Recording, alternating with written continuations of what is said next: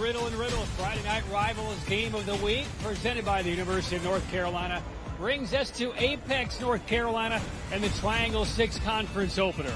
The Sanderson Spartans and the Middle Creek Mustangs.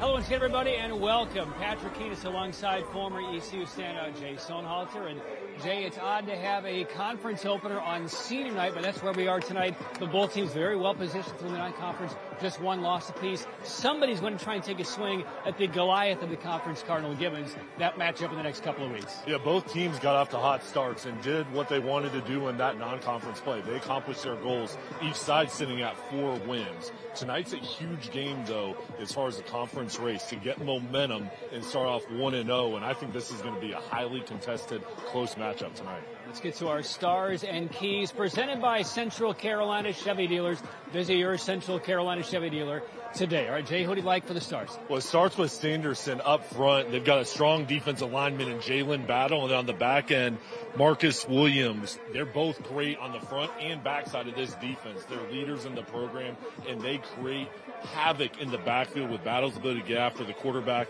and then Williams on the back end is such a good covered defender. It's so difficult to get passes on him, and these two have really led the way for the Spartans. On the other side, for Middle Creek, Davis Pritchard, one of the top edge rushers in the state. He's committed to Campbell, already has 8 sacks on the year. He's been getting after the quarterback. He's great in run support, and he's a leader in this program. The other players follow him, and he's a guy that when he's on the field, he commands double and triple teams. Look for him to have a big game coming off the edge. All right, now for our keys to the game, Jay, what do you see? Well, it's going to be important for Sanderson with their ball security, protecting the football tonight and being sound tackling. And then for the Mustangs, they want to establish the ground game to open up the pass. And then on defense, eliminate the big play has been their focus area. The paragon of the conference, Cardinal Gibbons, looms the next couple of weeks for each of these teams. High potent offenses, with more on that and their schedule today.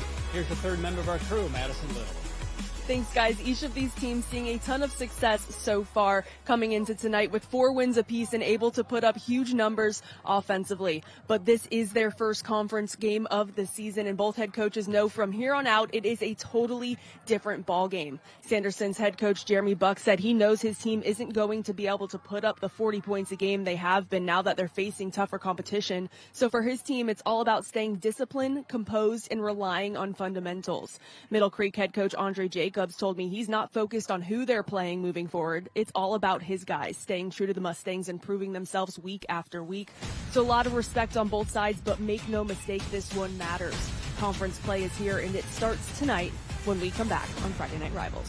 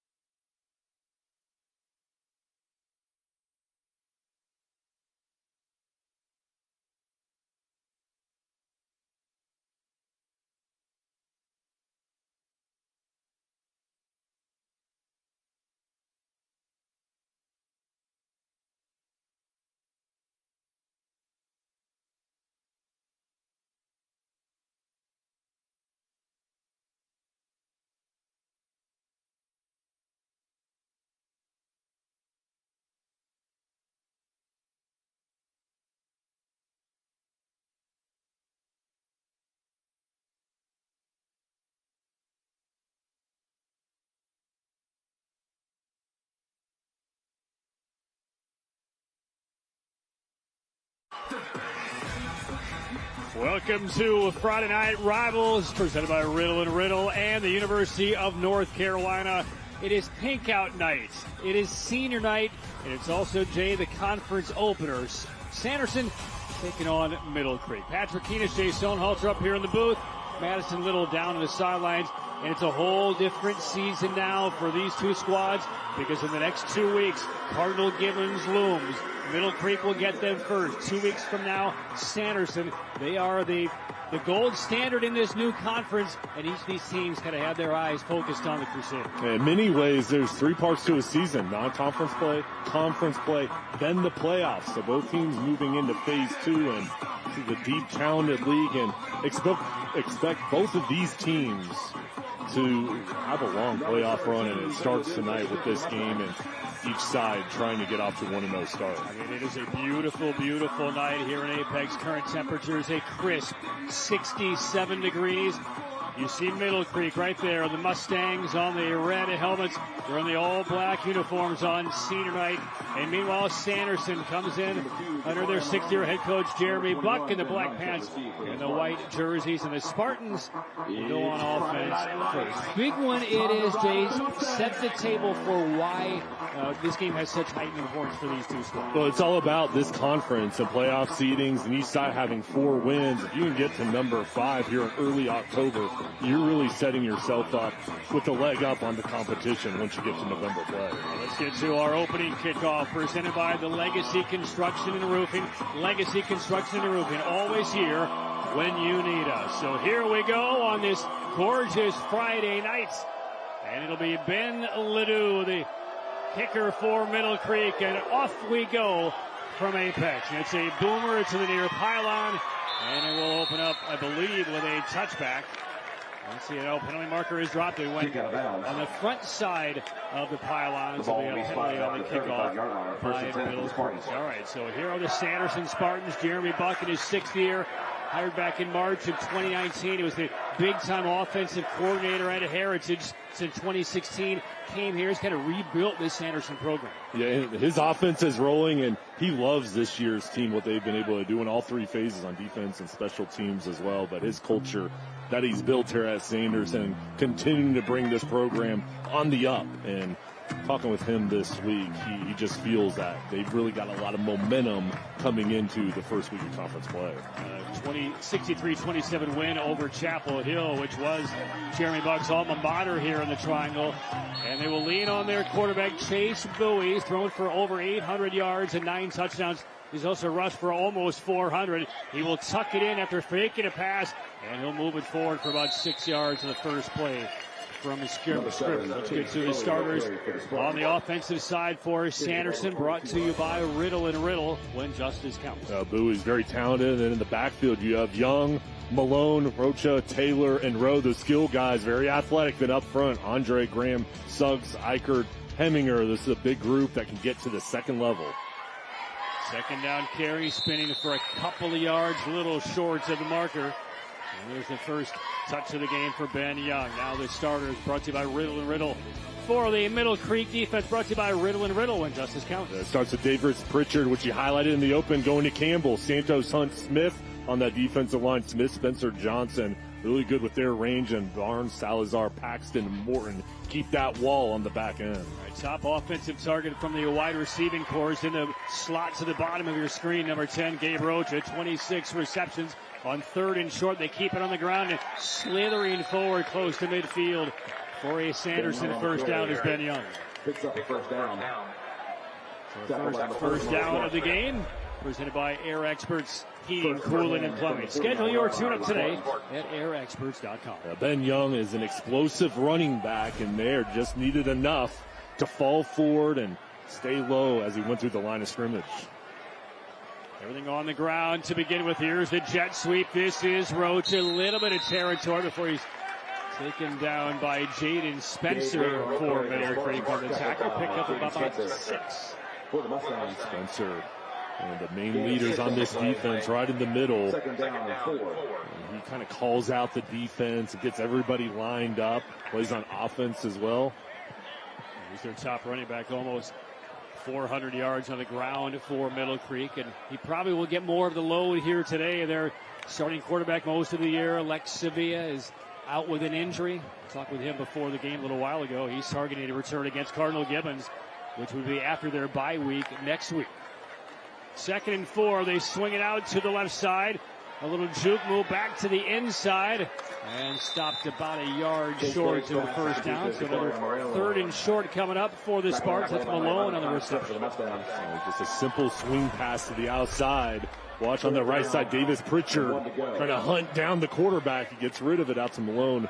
He's very shifty and does what he can to pick up positive yards. And now this is going to be the critical down for Sanderson. Continue to pick up 3rd down opportunity. Yeah, but if they can find themselves in 3rd and 1, 3rd and 2 all night, they will be in very good shape here on the road. And they will pick up the first down here. Step right around the line of scrimmage before Connor Smith's tackle brought him down. It'll be a first down here for Sanderson as Bowie will move the chains again. Now 2 for 2 for the Spartans on 3rd down. Bowie just kind of has a nose for it and feels out the defense, sees the crease. Does a good job of being physical as he gets hit. So another first down presented by Air Experts Heating, Cooling, and Plumbing. You can schedule your tune-up today, airexperts.com. They go into the left flats again, giving up some territory. Now turning upfield, this is Reddick to the near side of the field. Cut down right around the 35-yard line. A lot of acreage covered for pickup of about 5. A lot of talented underclassmen for Sanderson. John Reddick, only a sophomore, gets this ball. He recognizes the alley's kind of cut off, cuts it back. That Middle Creek defense swarming, but he does enough just to pick up positive yards. And again, the Spartans sitting at 2nd and medium. And again, a lot of versatile offensive looks so far. Some RPOs, some swings to the flat, jet sweep. A lot of different looks. 2nd and 5. Bowie chased. He'll tuck it outside that left hip and get pushed out of bounds by Mark Smith. He'll pick up a couple yards, and here we are again, 3rd and very manageable for the Sanderson offense. Good job just being disciplined on the offensive side, and Jeremy Buck, who calls the offense, just making sure, hey, just staying consistent, pick up positive yards on each play, and then be good on 3rd down, and so far it's worked on this drive. We've seen a 3rd and 2, a 3rd and 1. This is a 3rd and 4 for Sanderson. Just outside the 34-yard line. Roll goes in motion. And there's the give to the left side. Ben Young, and Young cut down right at the line of scrimmage. Could not turn the corner. And there's Davis Pritchard, number 7 for Middle Creek, right in the middle of it. Pritchard so strong on the line of scrimmage, and here he is. He's double-teamed. He shoots through, throws the guys off, and then makes the play. One of the top edge rushers in the state. Shows you why there with his hands, his leverage, and his explosiveness coming off the line of scrimmage. Spartans may have lost perhaps a yard. They will go, though. Offense on the field on 4th down. Showing blitz are the Mustangs. About 10 on the play clock. We'll see if this is a hard count or if truly Sanderson goes on 4th and 5. Play clock down to 3. And now we get a whistle, and a timeout will be taken by Sanderson. First critical decision of this contest. 4.5 minutes off the clock in this game-opening drive. A 4th down faces Sanderson when we return.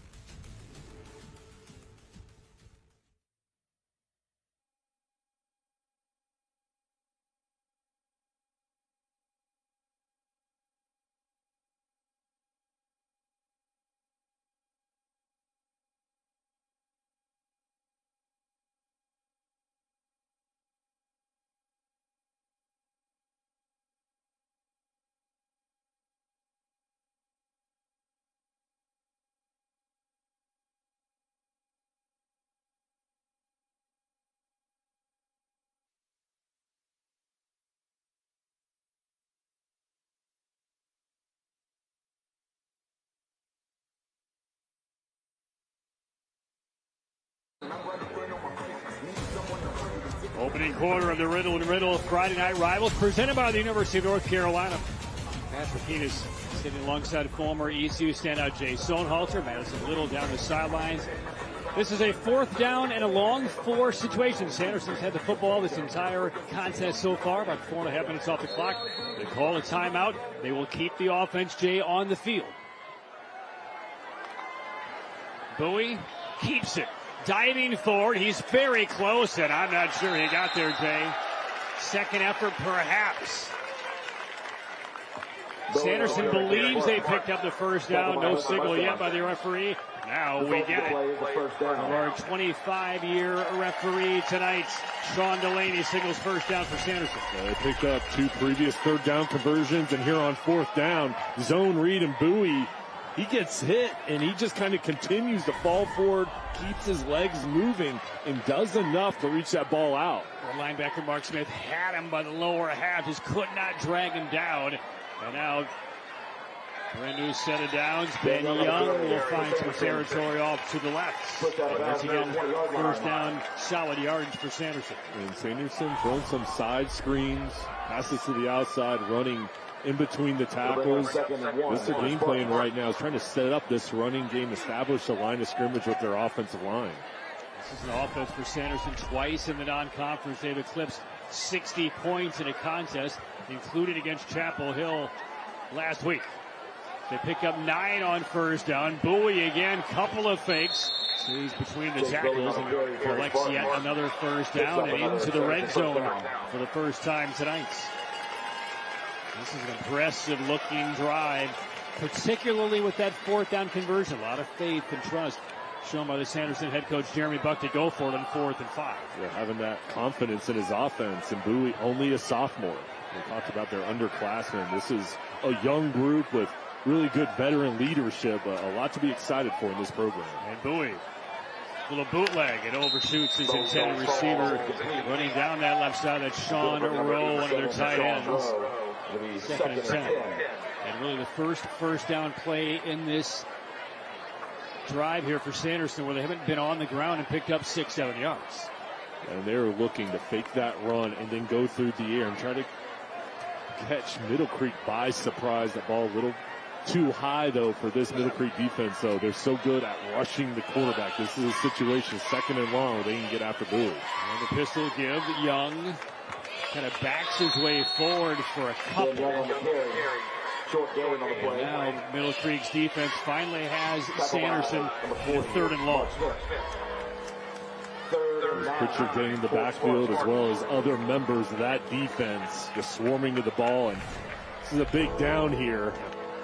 This group of linebackers have been very active. Mark Smith already a couple tackles on this drive. Now consider this. Sanderson all year long, and Jameel Taylor, their place kicker, has not attempted a field goal the entire campaign. This is 3rd and 8 from about the 16-yard line. Cutting it forward and finding some territory. Malone takes it in from 17 yards out.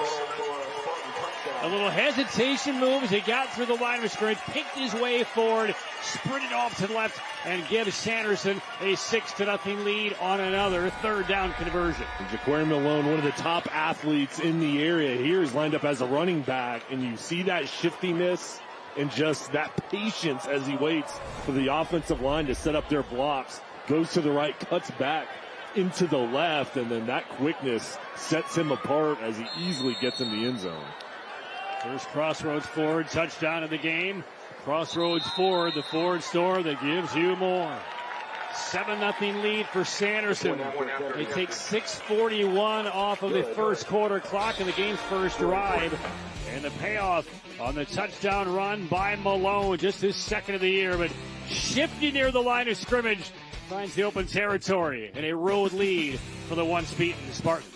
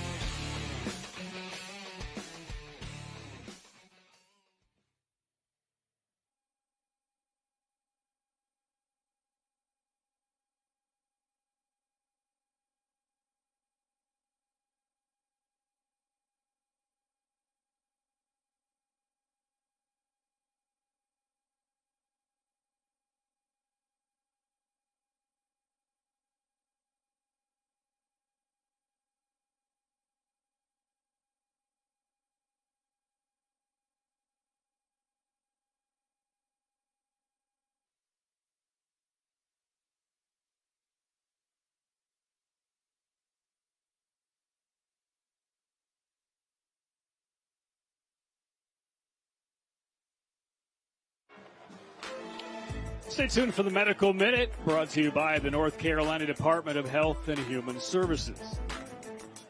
7-0 lead for the Sanderson Spartans. That was a 6-minute, 41-second drive from the opening kickoff. And the ROI on the 17-yard touchdown run by Malone. 7-0 Sanderson. It's a bit of a wake-up call here for Middle Creek, isn't it? Well, it is, and coming here on senior night, so many emotions to begin this ball game, and Sanderson's ability to score there was really created on them, just being consistent on that drive, Patrick, and then picking up those 2 third-down conversions along with the 4th-down conversion. So adjustments to be made on the Middle Creek side on defense, but with their offense coming out on the field, they've been explosive throughout this non-conference play and have a lot of confidence in that side of the ball. Yeah, the Mustangs 4 wins so far this year, 37 against Fuquay, 45 against Willow Springs, 59 against East Wake, and then they put up 45 against JW Rose. But they did that basically with the services of their starting quarterbacks, Lex Sevilla, who injured his left forearm a couple of weeks ago. I talked with him before the kickoff here tonight. He is dressed out. He will not play. He is targeting a return for 2 weeks from tonight. Just so happens that is the night that Middle Creek will take on Cardinal Gibbons right here in what could be the game for the conference title. And here's the Legacy Construction and Roofing kickoff. Legacy Construction and Roofing, always here when you need us. Let's go downstairs to Madison. Well, Patrick, you mentioned it. Lex Sevilla unavailable. He is down here on the sideline, casts on that left hand. So Middle Creek will look to the sophomore quarterback in Ezra Jacobs. Coach Jacobs told me that Ezra is exactly the same as Lex Sevilla in the way that he is able to run this offense. They don't have to change much, and if anything, Ezra gives them a little bit more size in the pocket. He has the ability to run, the ability to stand up tall, and they're going to keep Lex Sevilla on the sidelines for as long as possible, thinking long-term, trying to get him back to health as they head into the bye week. All right, Ezra Job, who has thrown a total. There is a look at Sevilla right there, number 6, the cast on that left forearm. Job has thrown 2 high school varsity passes, now 3 as they swing it out. Safe pattern on first down to try and just kind of get his feet wet in this ball game. Picks up 4. And now let's get to the Riddle and Riddle starting lineups for the Middle Creek offense. Job, the big quarterback, is lined up next to Spencer, talented running back, and then Bachardy, Harrington Jr., Sladek, and then Belcher at tight end. And that offensive line is a big group up front that's got veterans that's very skilled. That was a tough little run by Jaden Spencer, number 0 for the Mustangs.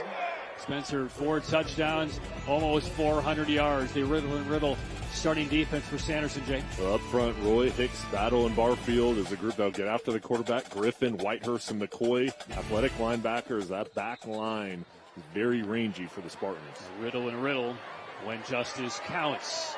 Motion on the left side of that offensive line by Nicholas Belcher, number 1. So from a 3rd and 1 now to a 3rd and 6. And that's the one thing we did not see any kind of infractions or maladies from Sanderson on the game opening drive. Penalty 3. This could be a big one here. Sets back the Mustangs 5. 3rd down. And now jumping on the defensive line. There goes Matt Roy off the right defensive end. And Middle Creek will get those 5 yards right back. This was excellent work from Joe with the hard count. And he knew what he was doing there, going on 2 to try to get the penalty. Make this a 3rd and short, and see as he makes the call, gets the offsides and pointed it out right there. Now it's 3rd and 1 for his offense. And Job will swing it to the sideline. Tracy Harrington puts that head down and forges his way up that sideline. He's the top target. 25th catch of the year, 4 of them for scores. And it's a 1st down for the Mustangs. He's got such a big catch radius on the outside. Go-to wide receiver, little zone replay action. Harrington does the rest here, fighting through contact for the 1st down. Air Experts Heating, Cooling, and Plumbing 1st down. Schedule your tune-up today, airexperts.com. Downhill run, Spencer. He'll pick up about 7. This offense is at its best when they're balanced, running the ball and throwing with tempo, and having success on 1st down is so important, as this is a no-huddle group. get to the line of scrimmage and put pressure on the defense. Well, you're not kidding. They're going to snap the football 13 seconds into the play clock. Nice threaded pass into the left slot area. And Job is looking pretty confident humming that ball around. The reception to Belcher. 6'3", 215-pound sophomore with a quick release. And he's the threat running the football.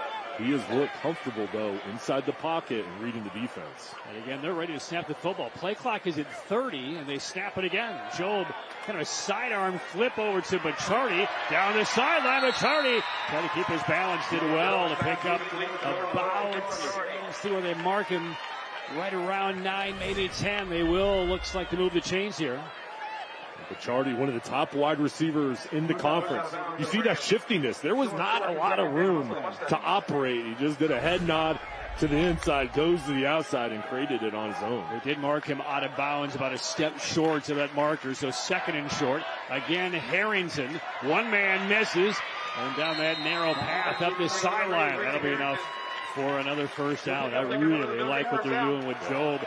Showing a ton of confidence, safe passes, but getting the ball out quickly. Strong arm. And Andre Jacobs has done an excellent job with this program.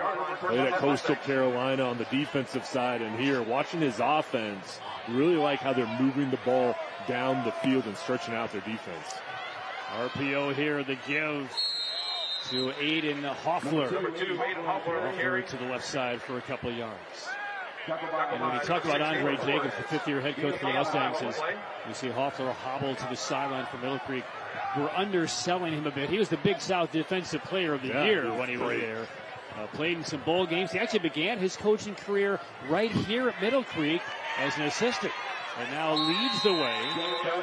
They finished 6-1 in conference play last year. They want more. There's Bachardi for another reception. First down in the red zone for the Mustangs. They're flying down the field here under control. We talked about Jeremy Buck loving his team. Same with Andre Jacobs. Just loves this group and his senior leadership and what he's built here as far as the camaraderie on and off the field. Little stutter step move, kicking it wide. Spencer toward the goal line. He's a little short. Spencer down to about the 3. Inside the Saltwater Seafood red zone. That's why Saltwater Seafood and Fry Shack from boat to bite done right. Trying to go up tempo, and now they're going to move the ball over to the left side. It looked like Spencer was ready to go, ready to get the next handoff. Yeah, the only thing slowing down the tempo of this game, the officials right now. And now the Mustang team heading back almost toward their sideline. I think they're checking this spot here. This could be a first and goal or second and short. So we'll bring the chains up. This is the break the Spartans defense needed.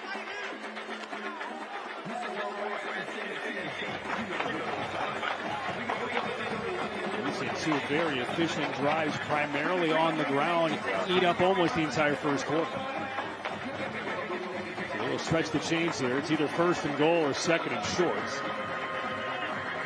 Sean Delaney, who officiated the 1 and 3A state championship games at NC State last year, it signals it is a first down. He's elected. It'll be first and goal from around the 3-yard line for the Mustangs. Great blocking up front. Everybody putting a hat on the defender, and there's Spencer jumping out just far enough to pick it up. First and goal for the Mustangs.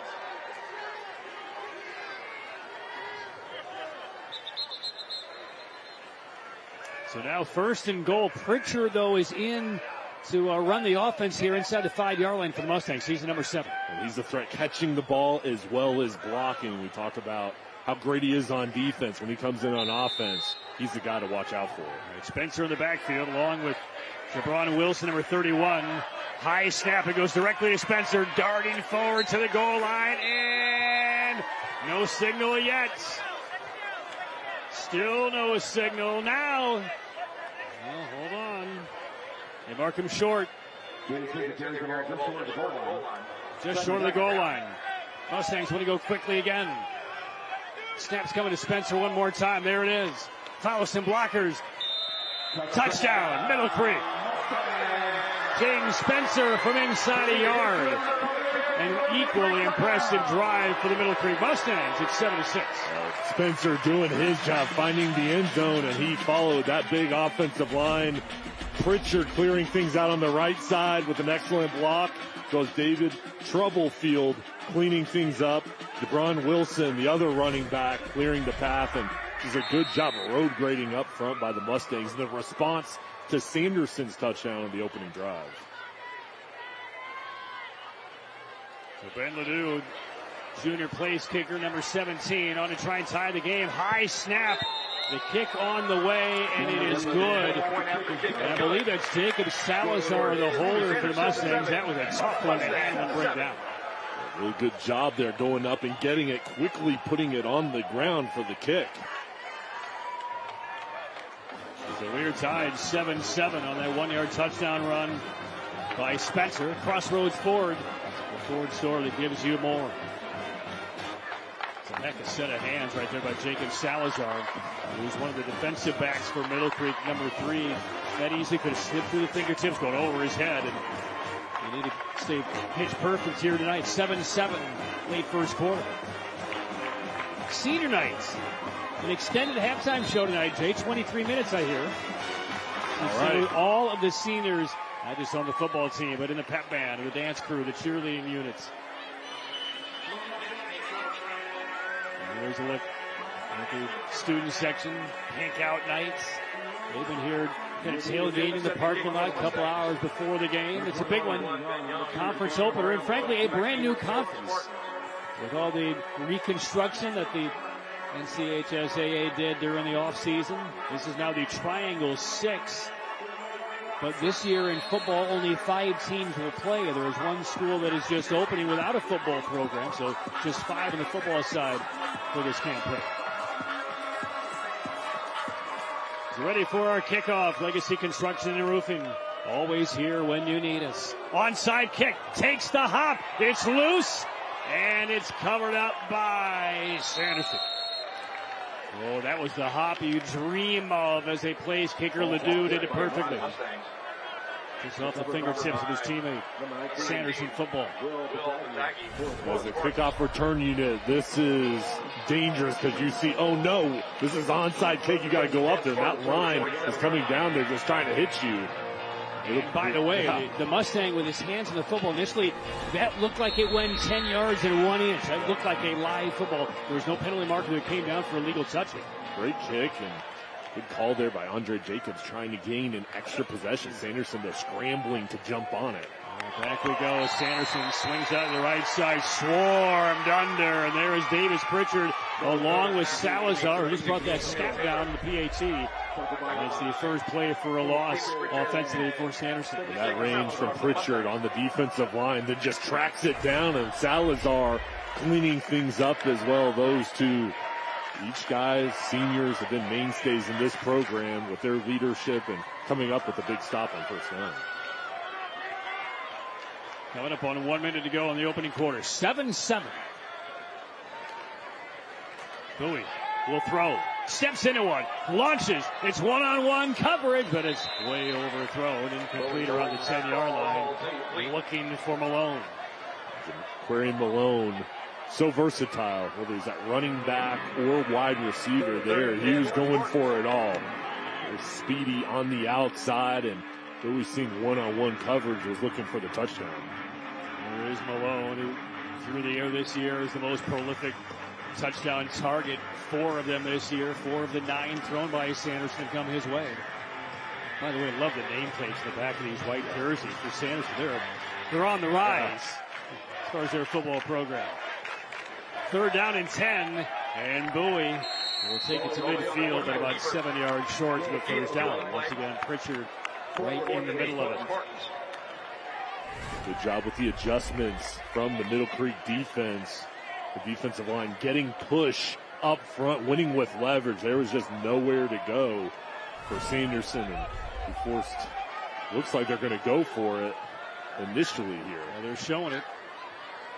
4th down and a long 7. And now backing up even deeper is Bowie. This might be a pooch kick now. That's what Middle Creek thinks is coming. Harrington has now moved back, and Harrington is going to have a returnable kick here. Harrington cuts left. And across the 25 to about the 28-yard line. So the pooch kick by Bowie. And 19 seconds remain in the opening quarter. First punt we've seen in the game. For Middle Creek's offense coming out on the first drive, we saw why they've been able to light up the scoreboard here through the first 5 games. That tempo is really one of the main ingredients. If they can have success on first down, they want to play fast. So we'll see with Job here coming out if they continue to try to attack the perimeter throws, use the zone read, or if they try to go down the middle of the field and test out this defense of the Spartans. And again, the ball's coming out of the hands of Job so fast, there's no opportunity to get any kind of pressure on him. He will turn and hand it off. Spencer will cut back up the sideline, going to bowl forward. Spencer will pick him about 12 yards. It looks like there might have been 2 or 3. And that will be a first down for Middle Creek with 11 seconds left in the opening quarter. Well, Job right now looks confident and seasoned. He entered the game throwing 2 passes in his career. The sophomore, he's going to launch one into coverage and caught but out of bounds. Ricciardi made a nice play right there to kind of corkscrew it back. We do have a penalty marker back in the offensive backfield. This will be a holding against Middle Creek. As the clock here in the first quarter has wound down. So here's Sean Delaney.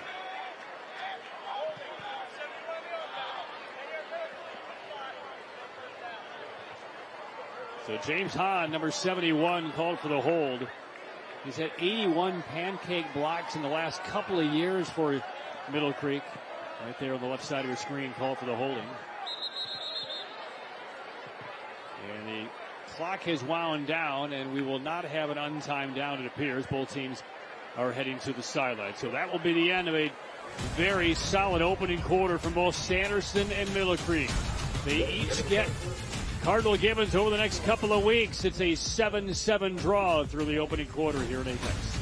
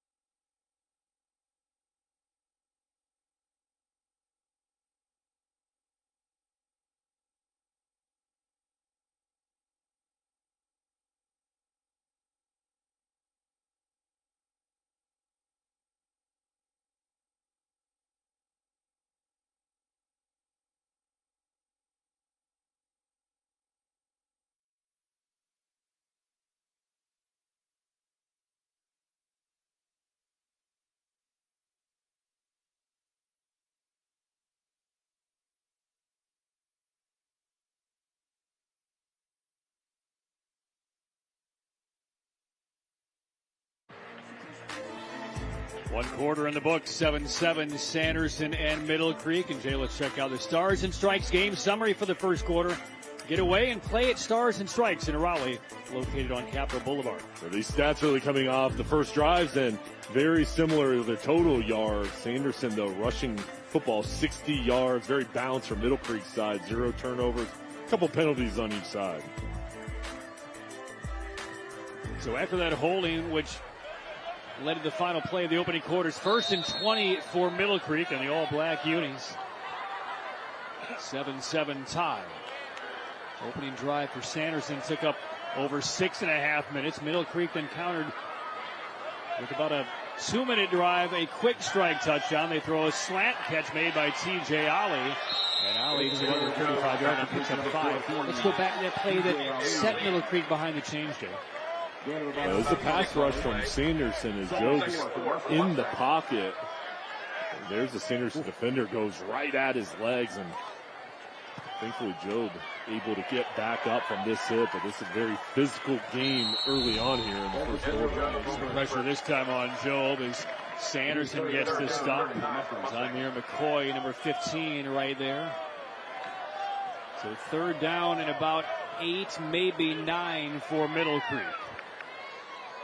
And starting to finally get a little bit of pressure on Job. He's throwing again, deep down the middle, has a man open, but Bachardi breaking free. There he goes from 60 yards out. Nicholas Bachardi, Ezra Job's first varsity touchdown pass. 13-7 Middle Creek. This offense can strike quickly. Bachardi's just going to run a skinny post right down the middle, beats the safety, and Job finds him. What a big play with Bachardi. We saw him already with the catch earlier. Goes deep on this one. One of the best in the conference for a reason. You see that talent just stands out. He didn't even need to break free. He had already had the jailbreak as that pass was in the air right to him in stride.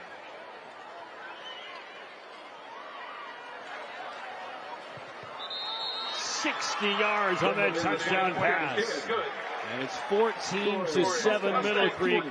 The touchdown presented by Crossroads Ford, the Ford store that gives you more. And there's been a chemistry with this passing game. Job, plenty of time to throw. The offensive line creating a wall for him up front. Accurate throw as Bachardi just went right down the middle.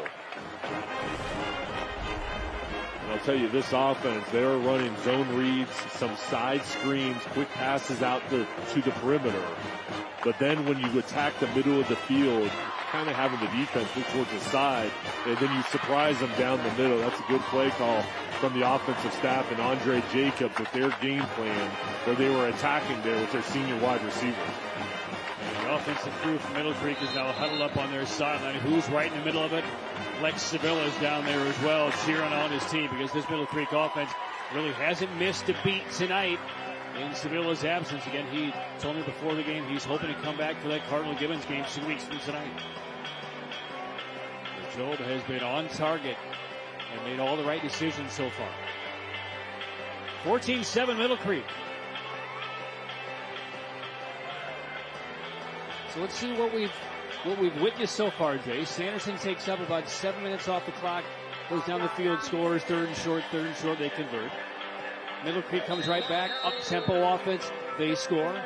Sanderson then a first down pass play in the second possession. Penalty cost him as well. And punted the football away, and we see Middle Creek again right down the field very swiftly. And the last time we saw Ledoux march off at kickoff, he put down a perfect onside kick, took the hop right off the fingertips of his teammate, and Ledoux will kick it away. Heard some whistles, and this kick is dead. There's a whistle blowing right on Ledoux's approach. It's delay of game. Another legacy construction roofing kickoff. Always here when they need us. And Andre Jacobs has to like the response from his team. As Sanderson went down and scored that first touchdown, they've been able to stop the Spartans on offense that second drive. His offense has been explosive, throwing the ball as well as running the ball. And they're putting Job in really commendable spots to run the offense. Very safe set of play calls on that first drive. Couple of throws with some short swing passes to the flat. Now after he's dipped his toe in the water a little bit, the water's fine, jump on in. Second possession, boom, with the deep route down the middle that was wide open. And how'd that Yankee fan get here? Hey, Aaron Judge, big game tomorrow night. They won last night. Yeah, it's a big off day. We should have had to Toronto. 14-7 Middle Creek. So back-to-back touchdowns by the Mustangs.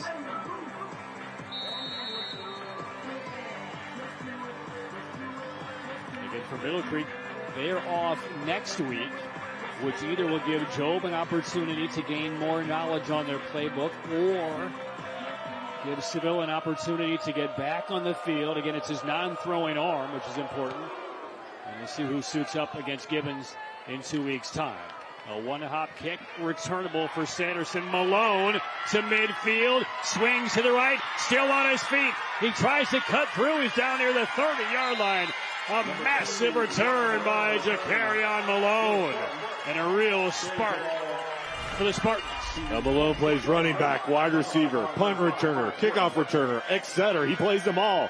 And he excels at it, going right up the middle, reading the blocks, and then he just sets up his offense with outstanding field position because of his talent and that experience. One of the leaders in the program, does so much, provides all that production for Jeremy Buck.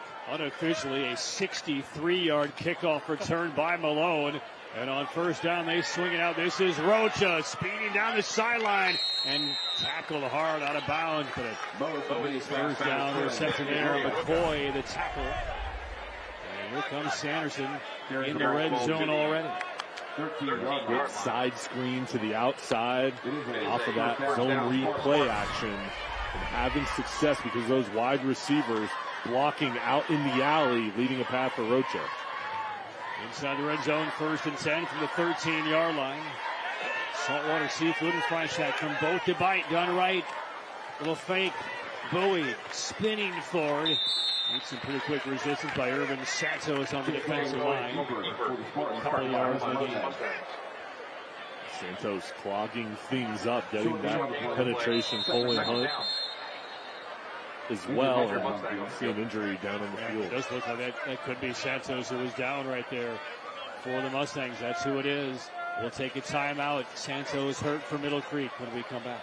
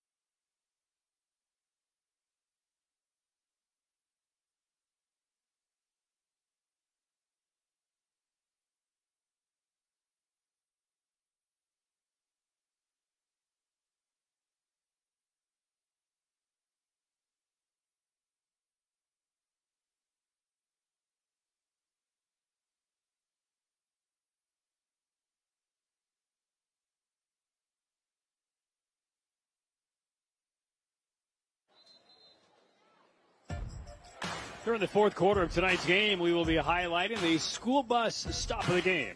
The law in every state requires drivers to always stop for a school bus when the stop arm is out and the red lights are flashing.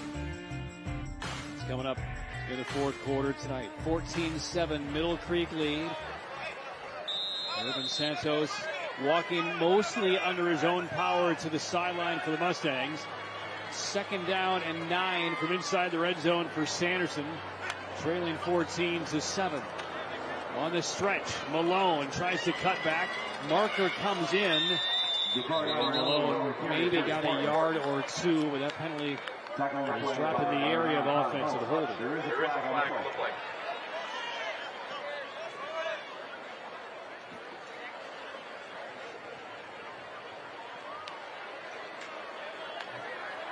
There's another holding on Middle Creek. Let's go downstairs to Madison.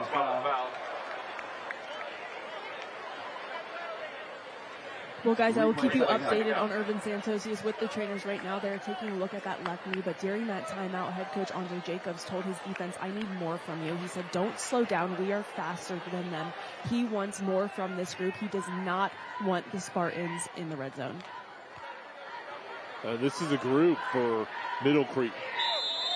Touchdown that first drive. Huge stop on that second drive. He wants them to play similar to that second drive, getting penetration up front. And now we're seeing the byproduct of that holding penalty. It's not going to be 3rd and very long from right around the 20-yard line. A couple yards on that carry by Young. When you look at the line of scrimmage, who's winning up there? On the front side, it looked like Middle Creek created kind of a wall there, forced the running back to go to the backside, and then they were able to clean it up.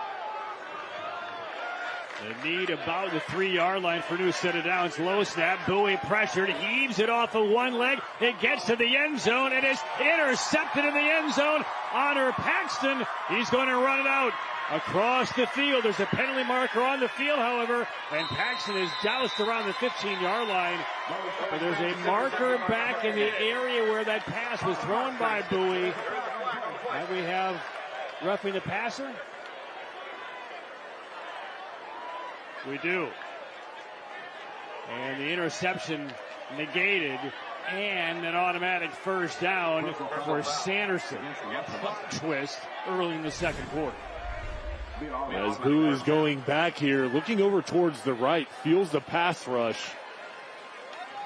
It's Pritchard, shoulder in the back. That's a backbreaker for Middle Creek. Pritchard winning up front, just trying to get back there as quick as he could. Bowie feeling that rush, gets rid of it, and now this drive will continue as the Spartans inside the 15-yard line, right at the 11. A fresh set of downs for the Spartans. Bowie tries to capitalize, slings it out, and this ball is intercepted. No flags down this time. Down the sideline, and it's Pritchard inside the 45-yard line. The interception. I'll take it back. Jacob Salazar on the pick. So one play after the interception negated. Salazar with the interception and a big run back. And here it is. Salazar just jumps right in front of the wide receiver, beats him to the spot and read the eyes. And then here gets a huge return. Good hustle from Sanderson to bring him down. This defense standing up for Andre Jacobs, getting another turnover. Salazar very shifty on that back end. Reads it and comes up with the INT. Third interception of the year for Salazar. Now nice first down carry. That is a demoralizing moment for the Spartans. They got a second chance. Back-to-back interceptions. One was negated by a penalty on the very next play, the Salazar pick. And now the Spartans on their heels. First down carry. Picks up about 5 to the 27-yard line. Spencer on the carry again to get over the middle. Gain of 4 on the play. Middle Creek again going with tempo. No huddle. Trying to put pressure on the defense to line up quickly. And again, that up-tempo offense. Job across the middle toward the end zone. Over the shoulder. This is picked by Sanderson. And trying to run it out for some reason was Zion McCoy. He could have taken a knee in the end zone and gotten a touchback. He tried to run it out. It was tackled at about the 2. But it's a pick for Sanderson to deny Middle Creek. Mustangs going for it all. And coming back there, just going back playing center field. McCoy's able to get the interception. Good hustle with the tackle from Garrett Sladek. But what in the world are you thinking bringing that out? There's the pick, but there you see the coach on the sideline by Jeremy Buck. Take a knee 9 yards deep in the end zone. So the upshot, they stop the drive and get the pick. On the downside, you start this drive at the 1. And on the ground, spinning away, in trouble, just got out over that goal line. That's Ben Young. Ben Young on the carry for the Spartans. This was an amazing effort from Ben Young. The Mustangs had this stop for a safety. But he somehow was able to wiggle his way out of that one. As he gets this, watch the penetration. Middle Creek blows this up. That was Pritchard getting in the backfield. And then somehow Young just able to fight through the contact. And now they just basically raise the white flag, push it forward for a couple yards just to give Bowie an opportunity on third down, but more importantly, probably for their punter to get some space. 7.5 to go in the first half. 14-7 Middle Creek. See the pendulum swing both ways in the last couple of minutes. Interceptions both ways.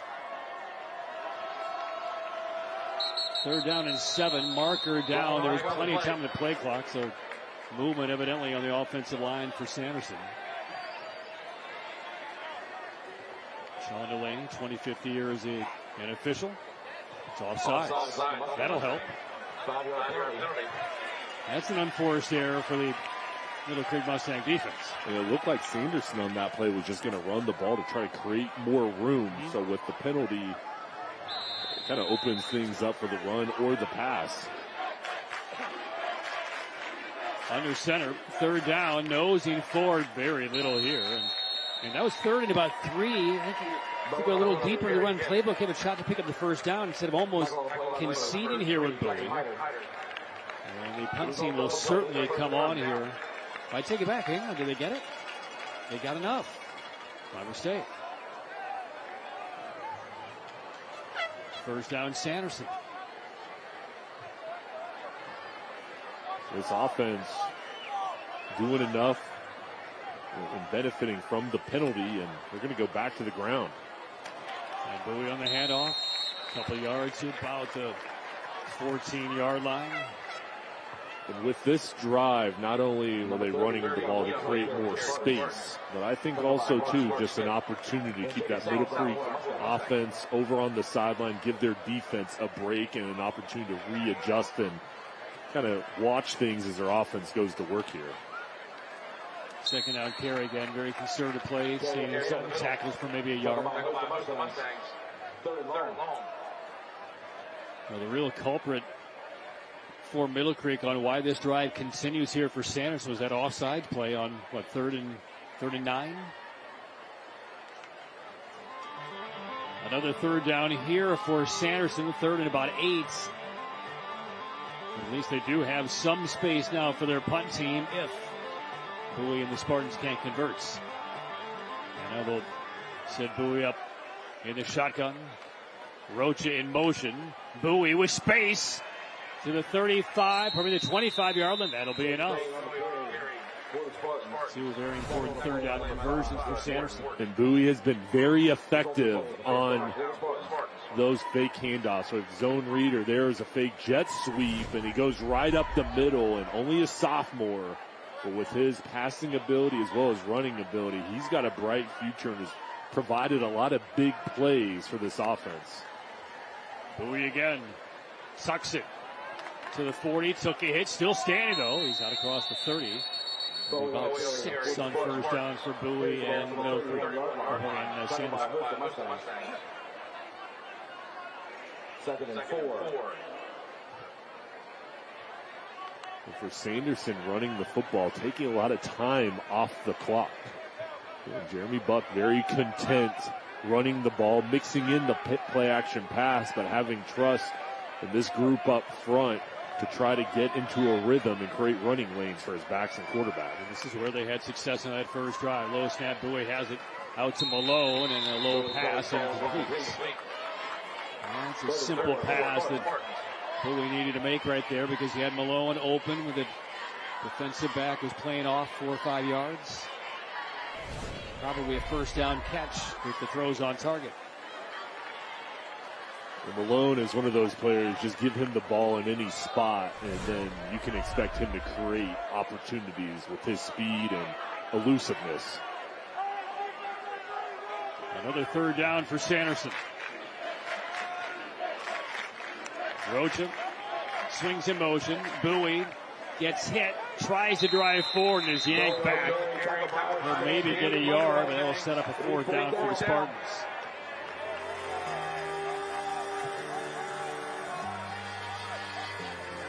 Well, we saw Sanderson look like it was going to go on a 4th down right around midfield a couple possessions ago. Then they backed Bowie up, and he wound up punting it away. We'll see if that's what Jeremy Buck and Sanderson does here. They're on the negative side of the field, down by a touchdown. And Bowie looks over the sideline. Rocha again comes in motion. Play clock at 9. And the Mustangs did not bite on that fake. And we may very well have a Sanderson timeout here. Play clock down to 1. And they will take it. So another 4th down presents itself to the Spartans. 3:56 left 1st half. They're in negative territory, faced a 4th and 3. when we return.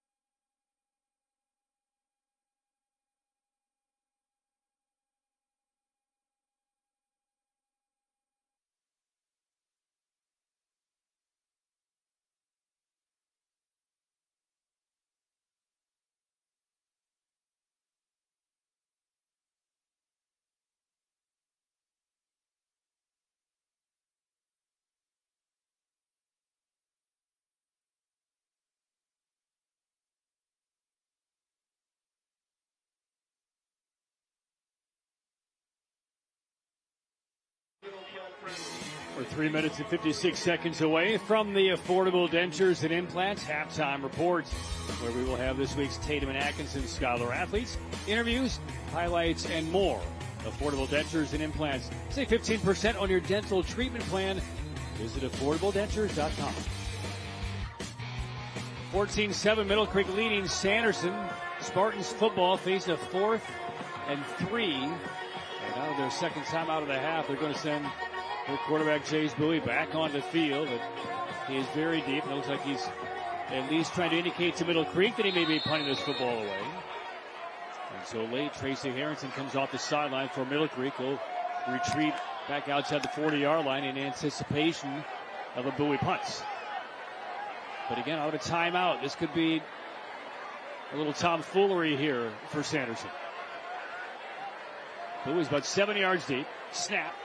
He does kick it away right at the side of his foot, but it gets a hefty Sanderson bounce. And vacating is Harrington. The ball rolls dead at the 29-yard line. So out of all that, 39-yard kick that was airborne for about 5 yards. But it works. 3:46 and 3 timeouts for Middle Creek. And I thought Sanderson did a good job after that interception of using time off the clock to shorten this first half, gaining about 35 yards to give themselves space and flip the field as far as the field position goes. So, yeah, right there, their offense did enough on the ground to give themselves a chance here on defense. Let's see where Job's head is here. Just took a hit, threw a pick. He will hand off. This is Spencer. Flags come in from the referee. And likely this will go against Middle Creek.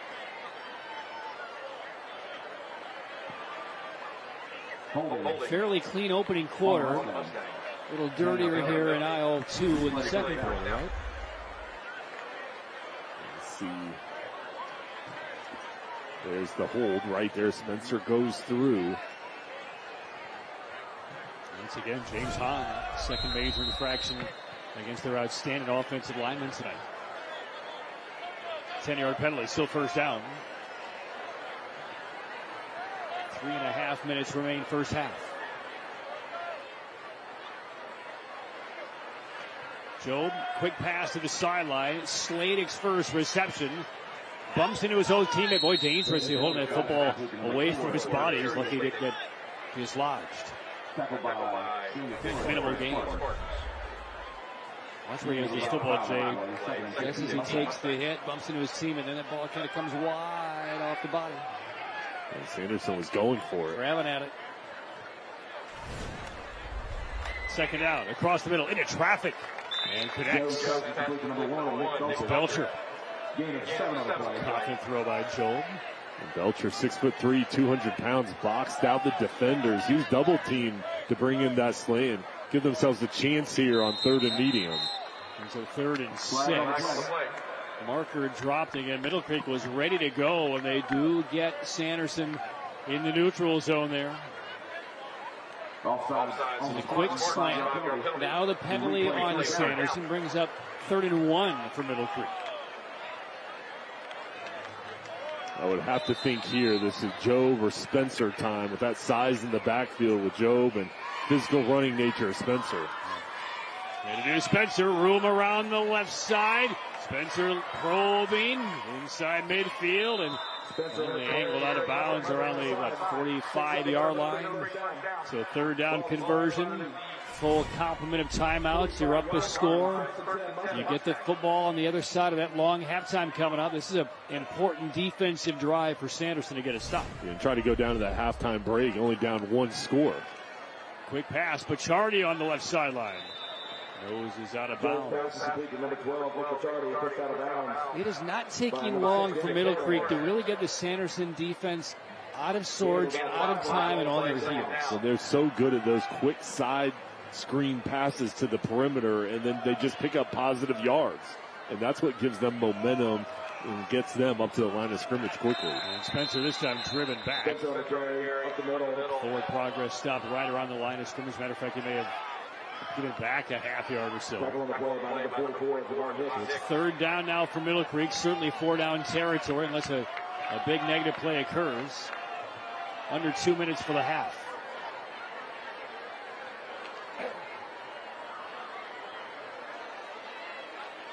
Three receiver formation. Job on the keeper. Hit right near the line by Jalen Battle. Drives him back and he's short. We highlighted Battle in the open of the broadcast.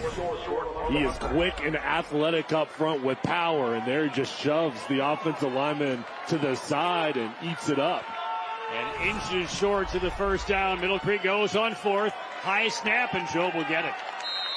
Couple of yards for Job. Stops the clock momentarily. 1:19 for the half. And it's a first down at around the 35. Here's Battle again, winning up front. Great play from the senior defensive lineman. And another arthritis knee and pain center's first down. Arthritis knee pain relief without surgery or opioids. And here's a first big negative play forced by the Sanderson defense. As they hem in Jabron Wilson.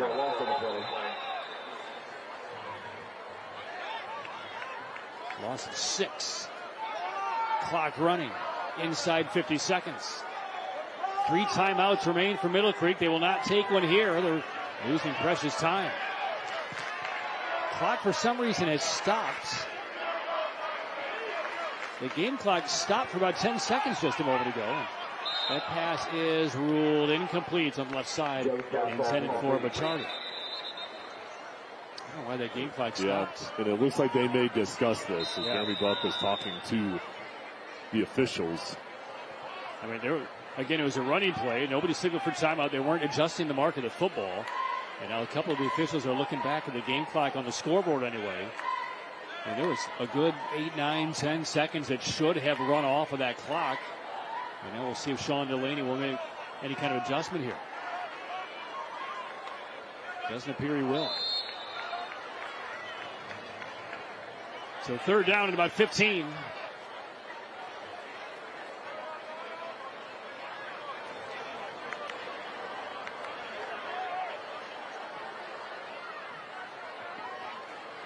Job with some heat. High pass. Slated comes to it. One misses. Ducks past another, but it's set up fourth and about 13. A reminder, stay tuned. The Affordable Dentures and Implants halftime report. We'll have this week's Tatum and Atkinson Scholar athletes, interviews, highlights, and a whole lot more. Affordable Dentures and Implants. You can save 15% on your dental treatment plan. Do so by visiting affordabledentures.com. Penalty marker down on that last play. 28 seconds left. What did you see, Jay? I think both sides are kind of saying it's on the other side, so we'll see what the official determination is. Couldn't get a read on it initially. Sean Delaney on the call before he's heading over to that Middle Creek sideline. Quick word with Andre Jacobs.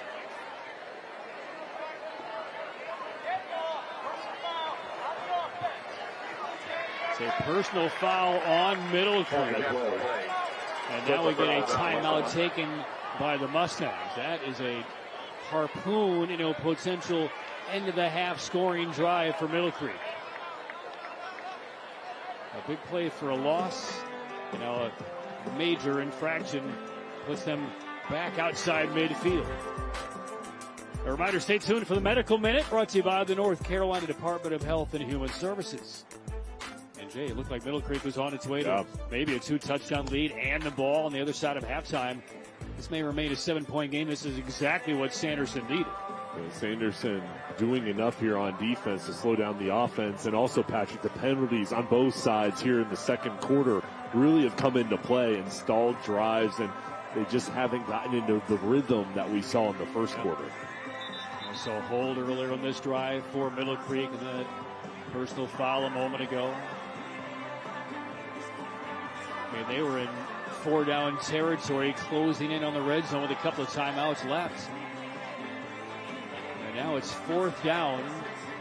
They need the opposite 26-yard line, and they have sent in Ledoux to punt it away. This will be Middle Creek's first punt of the game. And Ledoux, it took a lot of time. He gets knocked over. No penalties coming in. And this will take a sideways bounce. Now a bit of a Middle Creek hop to go inside the 10-yard line. Love the gesture there. Trying to add a little wind behind that rolling punt. Gust. There's 16-6 left. Sanderson will likely take a knee and call it a half.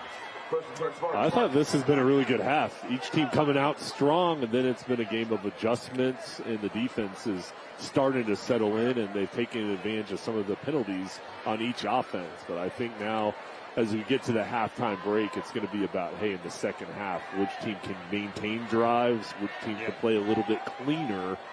And that's going to be the message for each coaching staff. I think, to me, Middle Creek has been the more consistent team in this first half. But again, penalties really costing them on that last drive. And for Sanderson, great first drive, struggled the next couple, looked better in their 4th possession. But I think all things considered, if you're the Sanderson head coach Jeremy Buck, down 7 on the road with what you've witnessed for 24 minutes, you're okay with where you are. You'd like to be tied if you can, but we'll go into break here at Middle Creek on the road. Their conference opener down 14-7. They'll need one more big defensive stop as that third quarter begins, and then it's game back on for Sanderson. But it's a 14-7 Middle Creek lead at halftime. This game has been back and forth, and I think for Jeremy Buck, you're right. I think his team, with the field position there, they flipped the field on offense after the interception, and then now going to the halftime break, it's going to be about that offense getting back to the ground game, having success up front.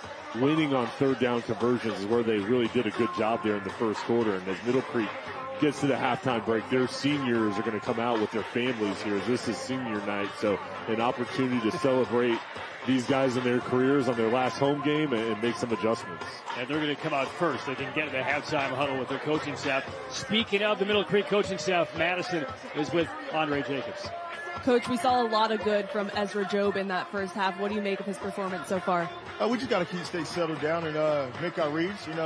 I think the thing with him being a young kid playing, he's not a natural quarterback, but he's done a really good job for us. So just keep making our reads, putting the ball on time, and I think it'll be fun. I saw you address your defense a couple times during that first half. What more do you need from that group? We just got to settle down. Like I said before, they're a really good team. They scheme up things really well. We just got to make sure we're playing sound football inside, keeping our gap integrity. They're going to run the ball at us, so I said that in the pregame first show. We just got to be able to stop the run. Thanks, Coach. Thank you. Back to you guys. All right, senior night halftime festivities here on the campus of Middle Creek High School. 14-7, the Mustangs had the lead thanks to this 60-yard touchdown reception by Bachardi. 14-7 Middle Creek. Stay tuned. The Affordable Dentures and Implants halftime report begins next.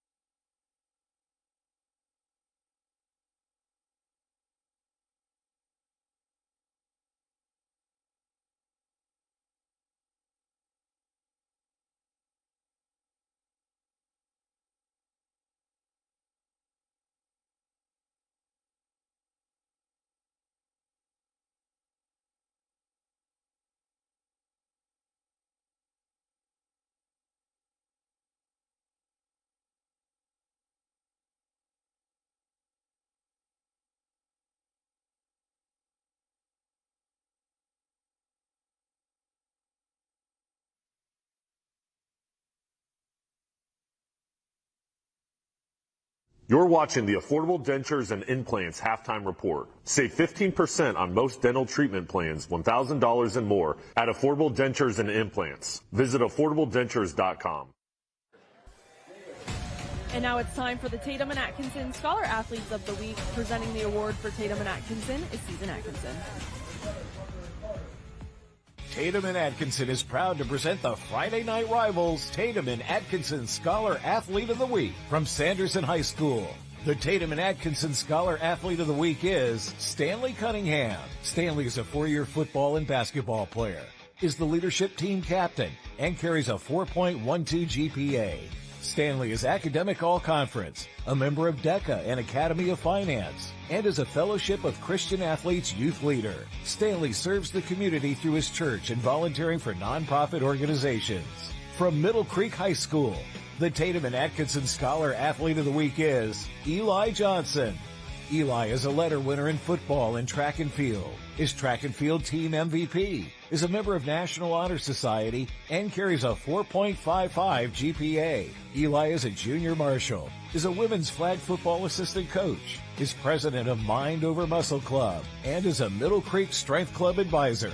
Eli is an Eagle Scout, volunteers for Habitat for Humanity, and owns a car detailing business. Congratulations to our Tatum and Atkinson Scholar Athlete of the Week. This All-Star is now entered for a $5,000 scholarship at the end of the season. Tatum and Atkinson. Injured in a wreck? Call the heavy hitters. Once again, congratulations to our Tatum and Atkinson Scholar Athletes of the Week. And now I am honored to be joined by the principal for Sanderson High School, Tara Druhard. Your team, 4 wins early in this season. How has your student body reacted to that? Oh, they are really excited, but we're looking forward to kicking off conference play against Middle Creek this week and a brand new conference for us. That's awesome, and I know that you have a pretty good turnout for it being an away game. How passionate is your student body about athletics in general?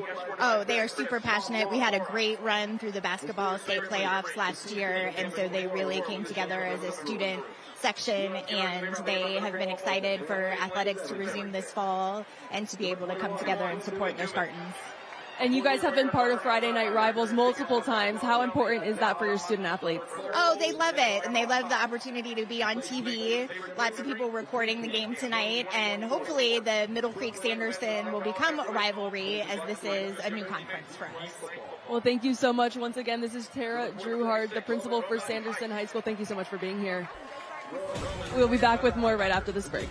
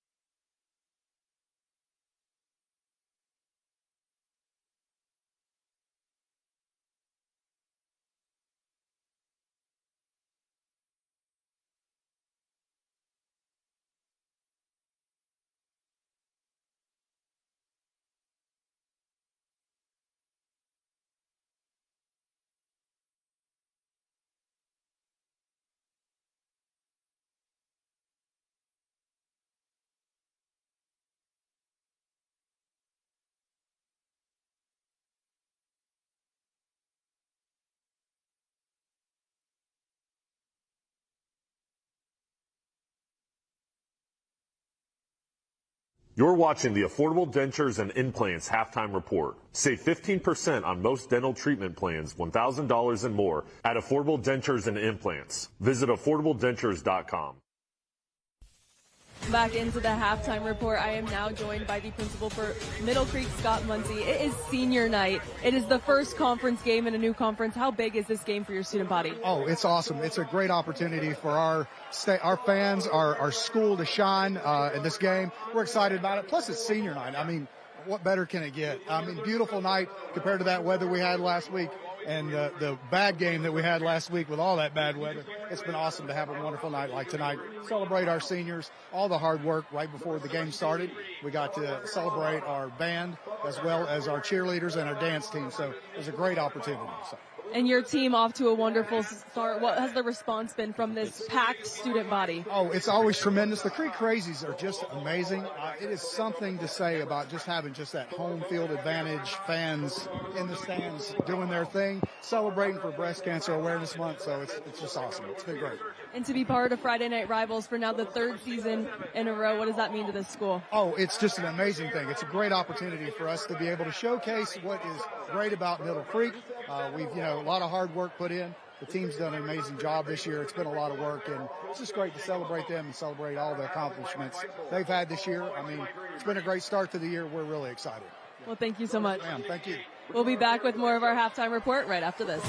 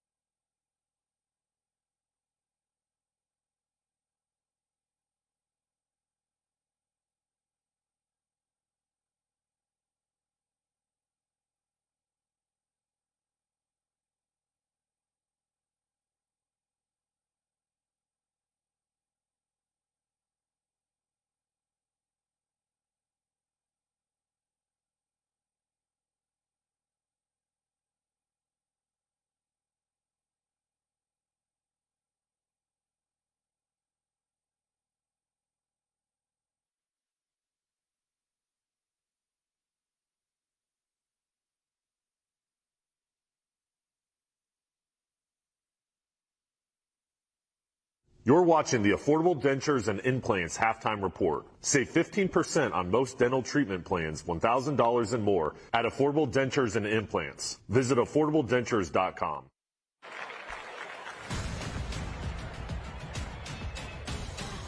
Senior night festivities are continuing here at halftime. Middle Creek on top of Sanderson, 14-7. Patrick Keenis and Jay Stonehalter with you. Madison Little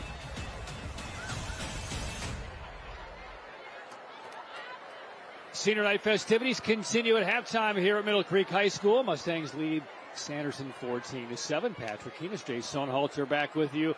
Madison Little down on the sidelines. And Jay, interesting first half conference opener. New kind of untested quarterback for Middle Creek has come through very well.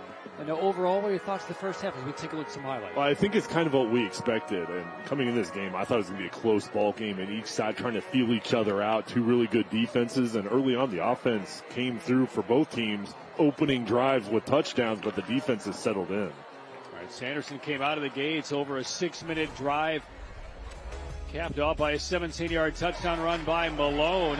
And Sanderson looked very good for that opening drive. Sputtered a bit the remaining 18 or so minutes of the first half. Yeah, they came out and did a good job picking up third down and fourth down conversions. And quickly, Jaden Spencer and the Mustangs came right back down the field with tempo. They're moving quickly, and then Job got on fire throwing the ball and hit Pachardi on a skinny post for a big touchdown. That made it 14-7 Middle Creek. That was early in the second quarter. Now Middle Creek had an opportunity to lead. That first half put some points to the board Key penalty cost them, and they want to punt it away and lead by 7. We take a look at the first half stats and the summary presented by Stars and Strikes. You can get away and play at Stars and Strikes in Raleigh, located on Capitol Boulevard. Well, Middle Creek throwing the ball well, 114 yards and 198 total yards, but their penalties, which doubled Sanderson's 8 for the Mustangs, is what they've got to clean up. And for Sanderson, I think it's just about after that initial drive, continue to try to be consistent and get that ground game going again, and then you can open up through the air with the play action pass. Those 8 penalties for Middle Creek really hamstrung an opportunity to take a larger lead. 14-7 is our score. And as we have the conference opener here, let's go across the country with some Friday Night Rivals highlights from across the U.S. so far at the midway point of the season.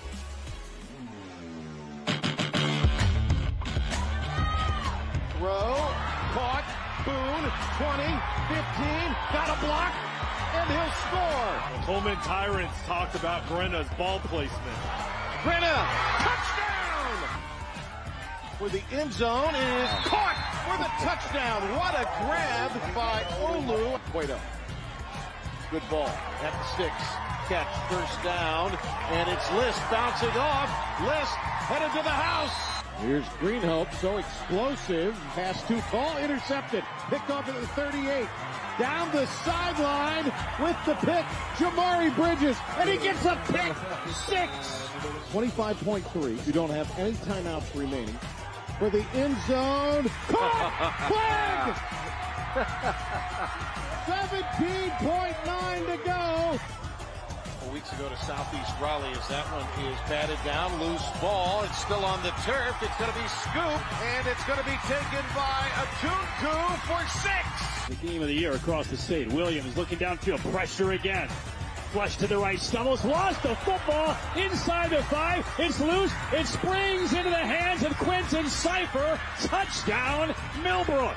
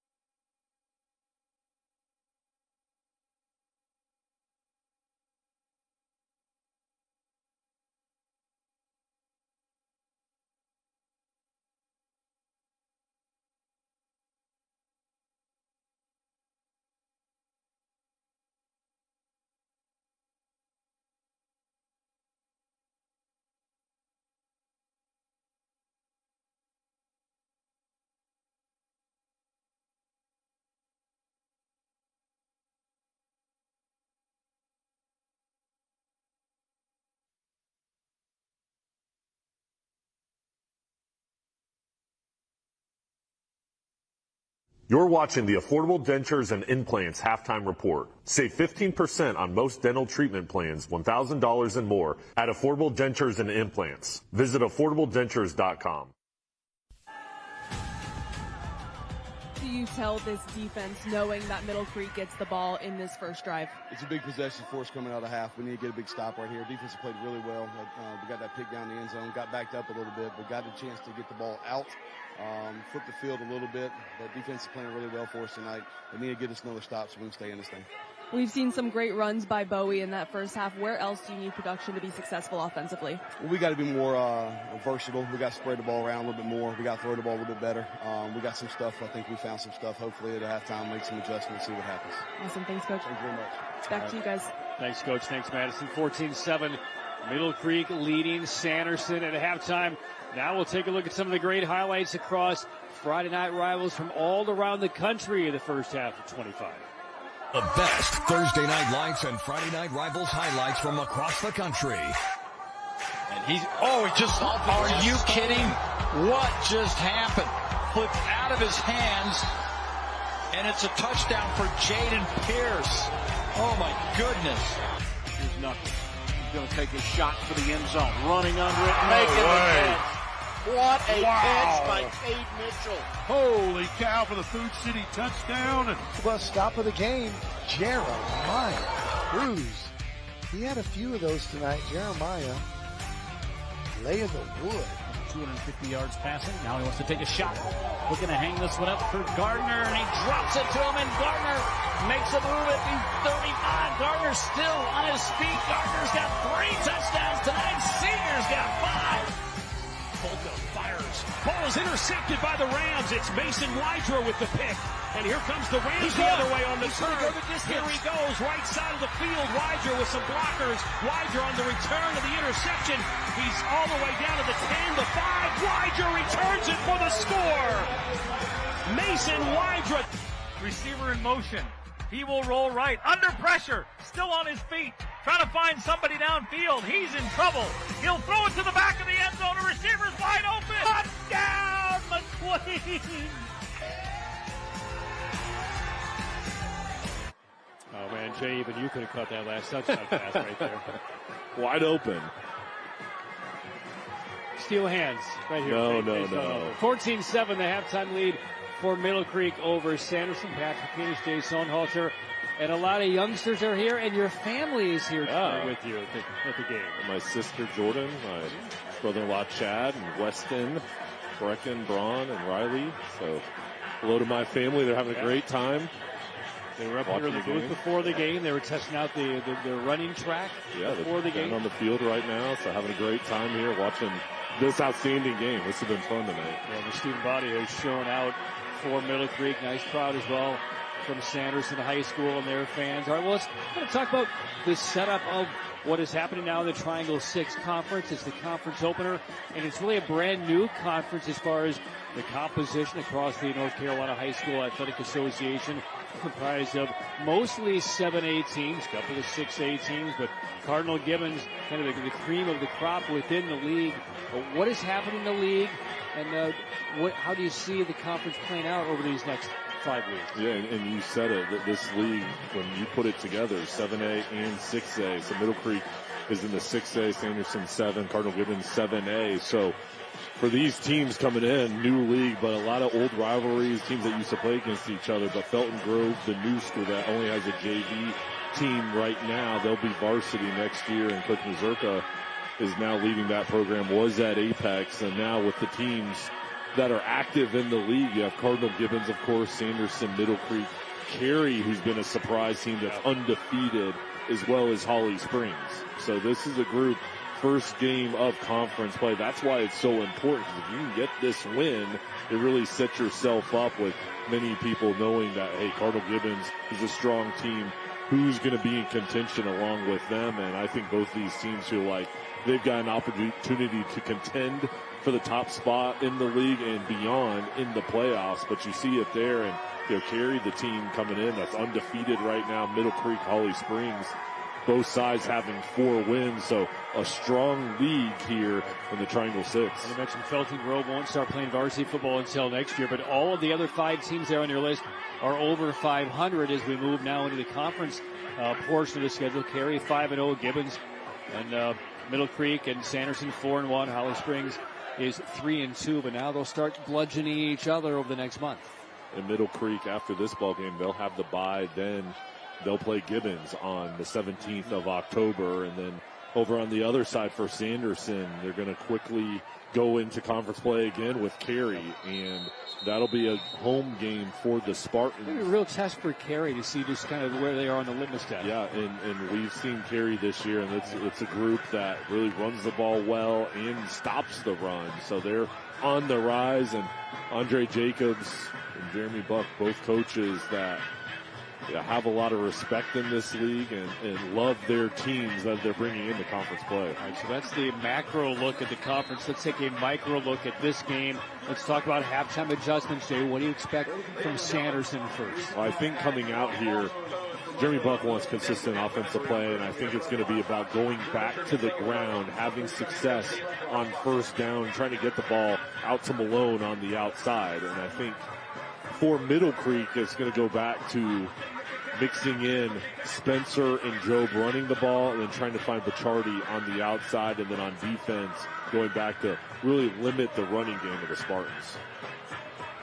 Again, penalties probably cost Middle Creek 7 points toward the end of that first half, which could be a big play, a big moment as the second half unfolds. It's just a 14-7 game, and it's rare that we hear a head coach kind of stress the importance of what you and I were talking about late first half, which is Middle Creek gets the football to begin this third quarter. Sanderson head coach Jeremy Buck acknowledged just how important this first defensive series is for his Spartans to, in his words, stay in the game. Well, he was pleased with how his defense played, but he's right. I think his message to his team is, hey, we've got to get a stop and let's get a score. Let's win the first 5 minutes of this half. Right. Opening kickoff brought to you by Legacy Construction and Roofing. Always here when they need us. Kick goes out of bounds. So Middle Creek will force Sanderson to kick it off one more time. 14-7 is the lead for Middle Creek. Sanderson held the football over 6 minutes in the game opening drive. They did get the payoff on the touchdown run by Malone, but then back-to-back scores by Middle Creek. And the remaining 11 minutes and change of that second quarter were scoreless. But the opportunities were there for Middle Creek. Didn't capitalize.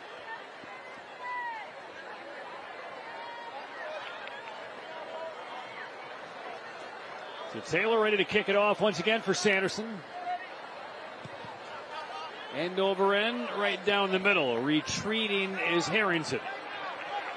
To the 25, looks for space. Tackled around the 35-yard line. Pretty good field position for the Mustangs to begin this third quarter. This has been a physical game. You saw that special teams play. Guys flying around, bodies going to the ground. I've just been impressed with the physical nature both teams and both coaches really pride themselves on, which is the way they played all throughout this season. Again, Ezra Jobe, the quarterback for Middle Creek, came into tonight's game having thrown 2 varsity passes. He's filling in for Alex Sevilla, who injured his left forearm a couple of weeks ago. He is expecting to come back and play against Gibbons in 2 weeks' time. But Jobe has handled the offense very well. A given first down. Spencer breaking free. Flag down, though. Spencer inside the 20, diving forward to the 16-yard line. But this one is coming back.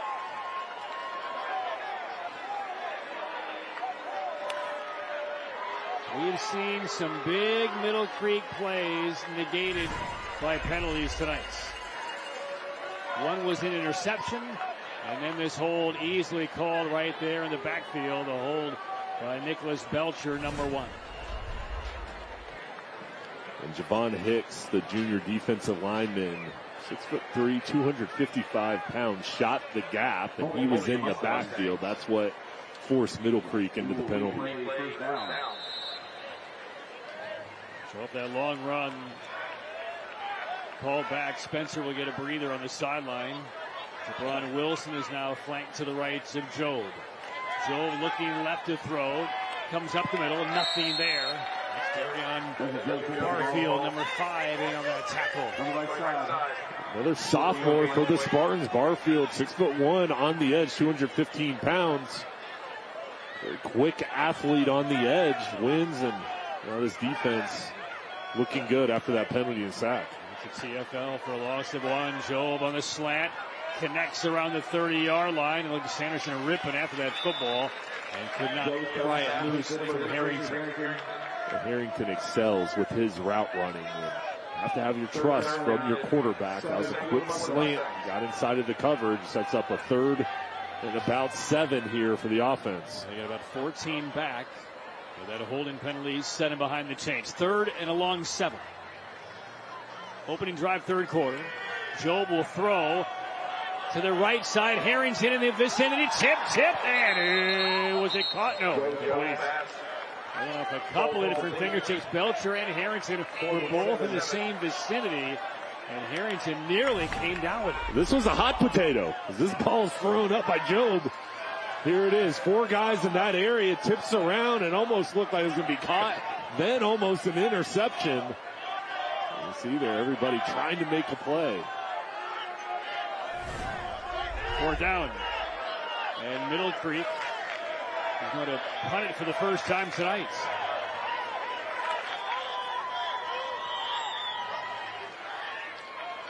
See a big leg from Ledoux. The approach, it will get it off. Doesn't quite turn over. It's off the fingertips of Sanderson. Picked up and then thrown back is Malone. And he's fortunate to still have possession for the Spartans. So the Spartans do get the stop. 14-7 Middle Creek. Early stage 3rd quarter. Spartan football when we return.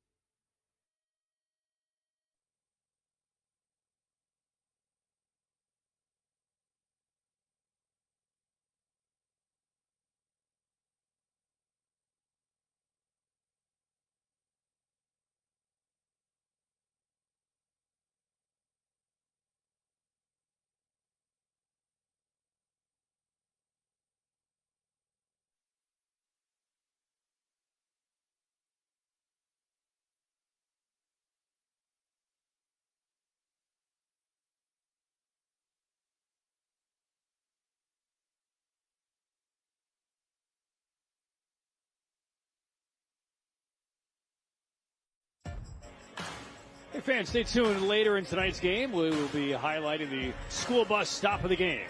The law in every state requires drivers to always stop for a school bus when the stop arm is out. The red lights are flashing. That is coming up later on tonight. Well, the Sanderson coaching staff, head coach Jeremy Buck, coming out of his halftime chat with his team, said we need a stop to stay in the game. Jay, they just got it. Yeah, and they did the first part of their job, getting that stop. Give the ball back to their offense. You know his message to his team coming out on the field here is, hey, listen, let's run the ball. Let's set the pace up front, and let's just get a drive and score points right here. All right, here we go. Sanderson football. After the punt by Middle Creek, 1st down from the 26-yard line. We'll see what Bowie and the Spartans can do. A quick swing left side. This is Young turning the corner to the 40. Hits the Jets. Hard tackle out of bounds out near midfield. That's good for about 25. Let's go down to the sidelines of Madison. Well, head coach for Sanderson, Jeremy Buck, accredits a lot of his team's success to the culture shift they had in the off season. Last season, they felt like they were lacking a stable foundation, too many selfish and negative people within the program. So Coach Buck says he hit the reset button, had a sit-down meeting with all the players and laid out expectations. Some athletes left, some stayed, but now they are playing more together, and they're going to have to lean on that right now, guys. All right, thanks, Madison. High snap. Bowie brings it down. And not much here for Young. That's one of the things I like about Jeremy Buck. He lays it on the line. He tells it as it is, whether it's not intended to hurt feelings, but sometimes it can hurt some feelings on where things are and, more importantly, where things need to go. But, and this is the same over on the other side for Middle Creek and Andre Jacobs, but both coaching staffs, and when we talked with Jeremy Buck, they value chemistry and that camaraderie and everybody going in the same direction. And Jeremy Buck just loves this team and how everybody's walking the same line and everybody's together. And, you know, it's so important in football to have that closeness. And he feels like this group this year is special. Marker down before that snap. False start on Sanderson. And those are the little mistakes that change the play call, change the entire sequencing of plays to move the team down the field.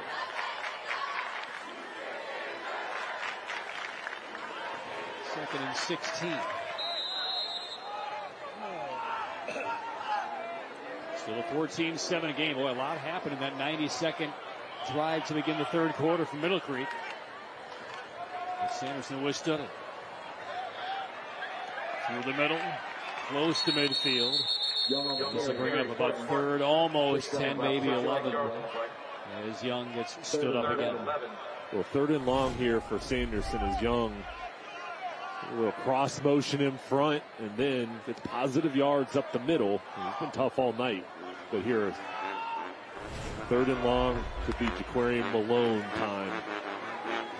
Try to hand him over to cross ball, springs into the air, and fortunately landed right in the hands of one of Ben Young's teammates. The ball came out high and loose. It was Rocha, number 10, who brought it back in. It's ripped right out of there, and it goes 5 feet in the air, and Rocha right on it. As Davis Pritchard creating havoc, he pulled him out his shoulder pad to create the fumble. Eli Johnson was there as well, making the play.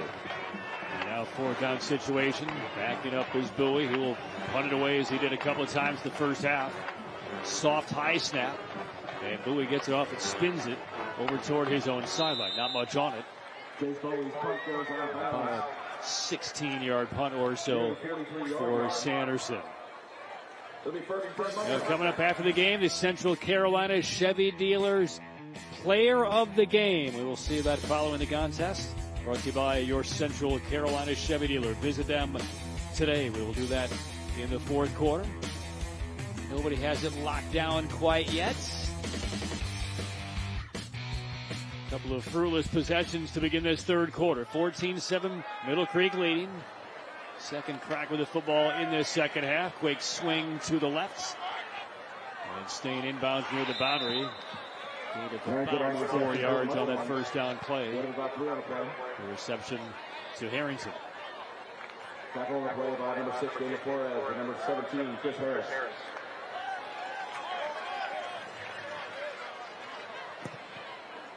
The last two defensive stands by the Spartans, one at the end of that first half, certainly got some help with a couple of big penalties, and the solid defensive stance to begin this third quarter should give them some confidence, but it's been broken up right here by Bacciardi. He will zigzag and weave his way down to the 31-yard line.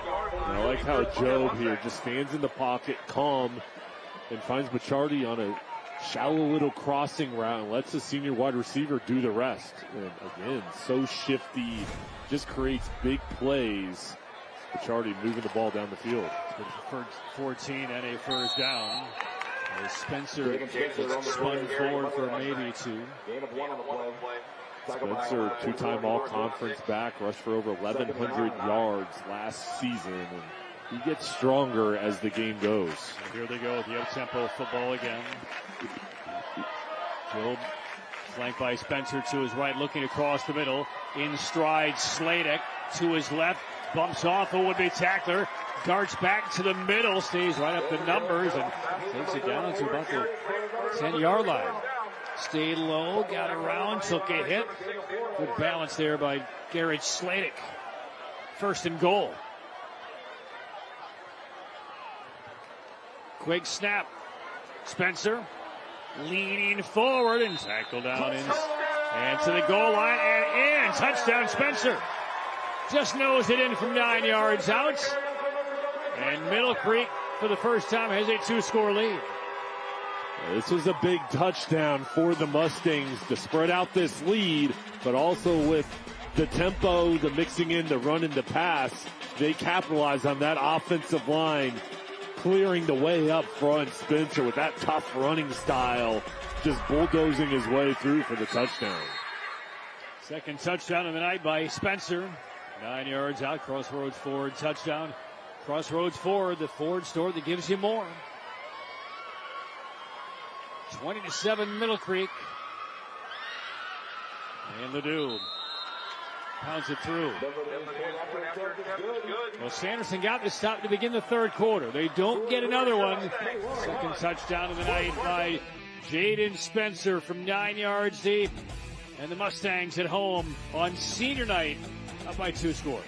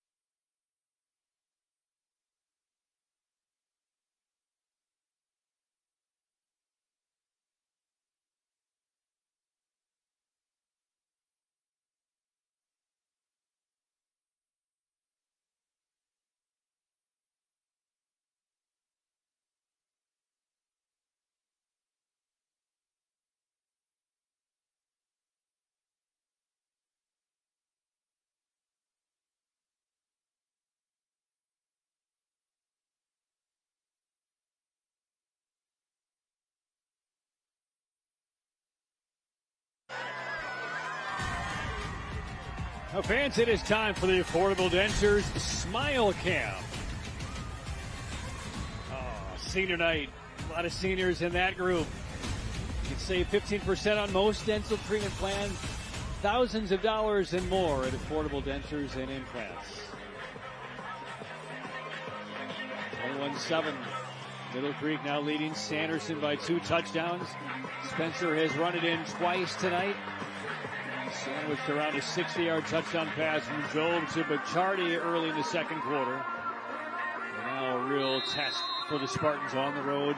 Down by 14 points. They have not really moved the football consistently since that first drive of the game, frankly. Yeah, that's going to be the challenge. Can you get a drive going here, cut in this lead? And they haven't found that same success that they showed initially on the first drive. So how do you do it? I think you've got to do it with some big plays. I think you need somebody to step up with the spark here. A short kick returnable here for Brown Cunningham. And Cunningham bounces forward and now driven back. They'll give him forward progress as a late marker comes in. Forward progress to about the 38, and now we'll see what the infraction is.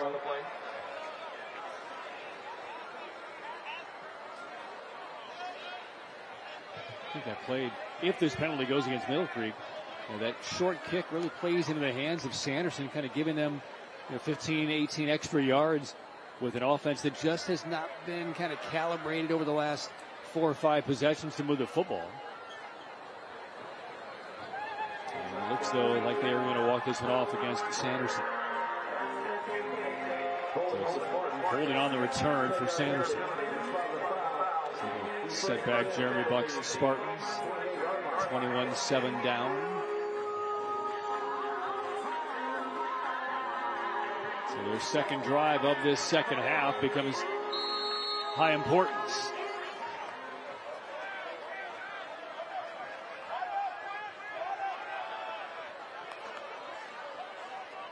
Chase Bowie, the handoff. Malone stretches the field to the right, hits the afterburners, and he's out to the 40-yard line.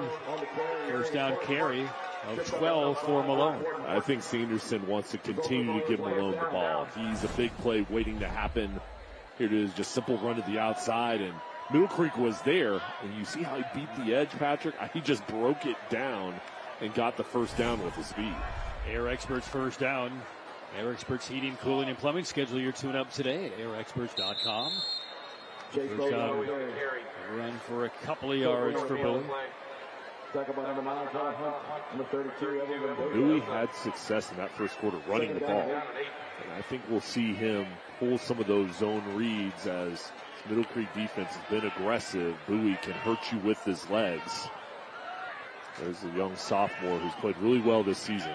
I mean, if you reflect back to that opening drive, they were 3rd and 2, 3rd and 1, but their efficacy on first down has been truncated, certainly. They're going deep this time for Malone. The pass gets through. Malone holds on. Down to the 10. That is the biggest offensive play of the night for Sanderson. First and goal for the Spartans. A beautiful throw here from Bowie. Clean pocket. Throws a bomb, and there's Malone. Skinny post.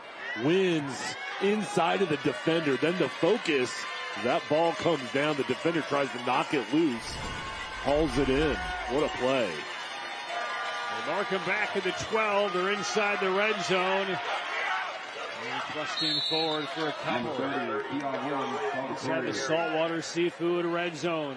Saltwater Seafood and Fry Shack from boat to bite, done right. I think that was a big play, Patrick. I know Sanderson hasn't scored yet, but they had to prove that they can test out, stretch out this defense. And they did it with that big play over the top, and now they can go back to their running game with things loosened up in the secondary. They can still get a first down without scoring. 2nd and 6 from the 8. And a quick little cutback from the right side. Picks up a couple of more yards. That is Keon Williams, number 30 on the carry. 3rd down. 3rd down and 3. This is big for Middle Creek's defense. If they can force a field goal or get Sanderson out of the end zone here, it's going to be a decision for the Spartans. And for Sanderson, got to have it right here on 3rd down. And waved out of the backfield, and I think that may have disrupted the play. Either Ben Young was supposed to go in motion or he was lined up improperly. Either way, I think this is a penalty on Sanderson, and it is for a false start. You saw as they lined up that Bowie was kind of waving the back to his right to vacate the area. Didn't look like it was part of the design. And that will push back Sanderson 5 yards. Still 3rd down. Again, they can pick up a first down right around the 3. Football at the 11. Bowie fakes the give. Cuts back. Hits some resistance and stalls right around the 5-yard line. 4th down. It is absolute go time here for Sanderson's offense. There's no way Bowie's coming off the field. But this is effectively the game on the line here for Sanderson, trailing by 14 points. And there's the defense just rallying to the ball. And you're right, a situation here where you just kind of to feel this game. Sanderson has to go for it here. And they spot the football back at the 8. They need to get really inside the 3. 4th down. Bowie. Quick slant. Tipped. Incomplete. Broken up. Derek Morton got his hand on it. And Middle Creek parries away the Spartans inside the 10-yard line and still lead by 14. Martin, 6'3". You'll see number 5 there on the left side with that big paw, just knocks it down.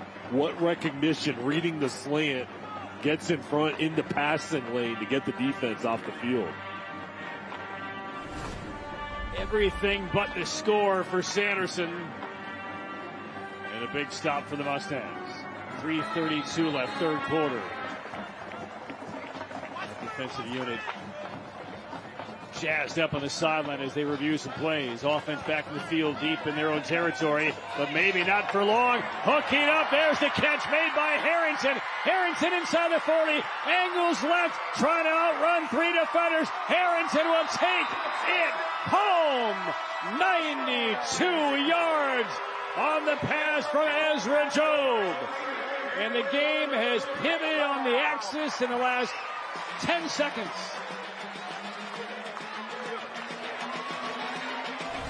This game changes in the last 2 plays. Middle Creek gets a stop, then Job throws a beautiful pass over the top, and Harrington has an extra gear. Look at that speed. His ability to haul that ball in and take it the distance, and what a turn of events for the Mustangs. Harrington looking for some oxygen on the sideline. 92 yards on the touchdown reception. 27-7 Middle Creek. And the extra point try is jammed through. And with 3:18 left in the 3rd, the Mustangs have seized command. Andre Jacobs has to love how his team responded to adversity. They gave up that big passing play over the top. Looked like Sanderson had a drive going. His defense stood strong. And then the aggressive play call on 1st down. They said, let's go for it all. Clean pocket. The offensive line holds up. Harrington hit in stride from that pass from Job. And then just look at him take off. Going all the way. And You just get that feeling that he knew the importance of that touchdown, the celebration with his team. I'll tell you, Job there ran the length of the field after he threw it, sprinted down to celebrate. There's Job on the left there, right next to Harrington. Watching the film, rewinding that back and forth, seeing that one again. Again, the previous play was a 4th down from inside the 10-yard line for Sanderson. If they convert, it's a one-score game and anybody's contest. The very next play, the Mustangs go for the jugular and get it done. 28-7 Middle Creek.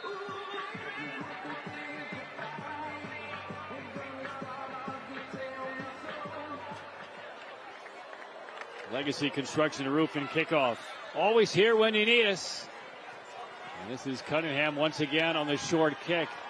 And he'll be wrapped up outside the 30-yard line. Let's talk a little bit about Ezra Job. He's having quite the night in a very important game. Conference opener, first ever career start. You've thrown 2 passes in your high school career. The starting quarterback is out perhaps until the next game. We'll wait and see how the recovery goes for Sevilla. But I mean, Job has acted like a cool veteran tonight when he's needed to deliver passes. He has. He's impressed me. Only a sophomore, and he has so much talent running the ball and then throwing the ball. It seems like it comes to him naturally. He plays defensive end as well, so he's a star on both ways. Middle screen set up for Ben Young. Young out to about the 40-yard line. Good work by Bowie to fish out of there. Low snap through the dirt. And there's a look at Job, number 42. There is Sevilla, the injured starting quarterback for the Mustangs, who's side by side with him. Been a quick learner, quick study, confident, and big. I mean, he's a sizable young man inside this program. His frame, you can just tell the strength he's going to continue to put on. And Andre Jacobs told us he's going to be the next Division I guy in that sophomore class coming up through the ranks. And even if Sevilla does come back and can carry this season to the end, this is valuable experience for Job. Just to get snaps in not a throwaway game, a very important conference opening game like tonight's. Really playing at a high level. And for Sanderson here, Patrick, you're down 21 points. But through the first part of the season, they've lit up the scoreboard. So I know you've got to get things going here, and you had that big play on the last drive, but you have to maintain your confidence and feel like, hey, listen, let's execute and take it one drive at a time. This is Rocha taking that direct snap, crossing in motion, and he will get back a couple of yards there. That play looked a little awkward to me. I don't know if that was intended to be a snap to Rocha coming across in motion. If it was, it wasn't perfectly conceived. It's 3rd down now for the Spartans. Let's take a look. Well, this is a heck of a play from Mark Smith, number 40. It looked like the timing was a little off there. Quinn Newman getting in the backfield there. Smith cleaning it up. 3rd down and 9. Young spins forward. He's a couple of yards short. It'll be 4th down now for Sanderson. And it's late third quarter is almost over. You're 21 points down. You're near midfield. I don't think Bowie is going anywhere here. And I like that play call with Jeremy Buck, knowing, hey, we've got 4 downs to pick this up. Went with the run to surprise Middle Creek. Picked up positive yards. And this is where they had success when it's 3rd and 4th down situations where they were 4th and 2, 4th and 3, 3rd and 3, those situations, that's where they really did a good job of executing. But now they're down by 21 points. 4th down. And Bowie tackled, and he's going to be, I believe, short.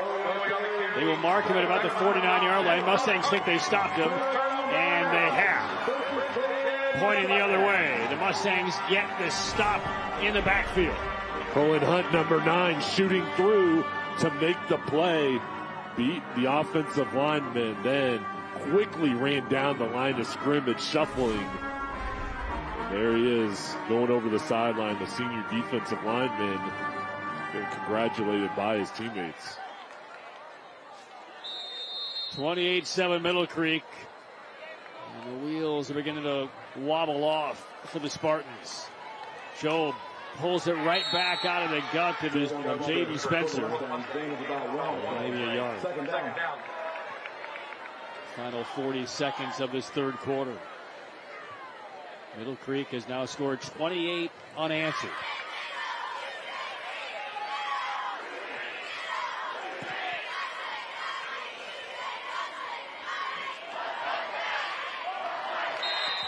Firing on the screen. Offensive lineman broke down the field, setting things up, and Joe could not connect with Spencer. Third down. I think the number one key for Middle Creek right now is just protect the football. Make sure don't put the ball in harm's way. 3-score lead right now. Just make sure you protect it and pick up positive gains. And the worst thing here, don't put it in harm's way. If you have to punt it, go ahead and punt it. Just make sure you protect it. Third down. Rushing 4. And that is through the hands, a bit behind Sladek. High pass, but no harm. It's incomplete, and the Middle Creek Mustangs will punt it away. Looks like Sladek's coming off the field holding one of his fingers on that right hand. And he got nicked up on that pass.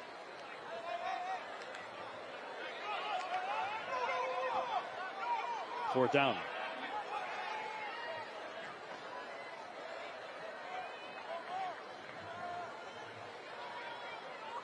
Mustangs will punt it away.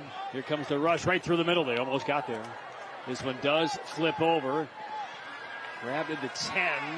Trying to escape, but unable to do so. Limited return. And a long field facing Sanderson. Malone couldn't get loose.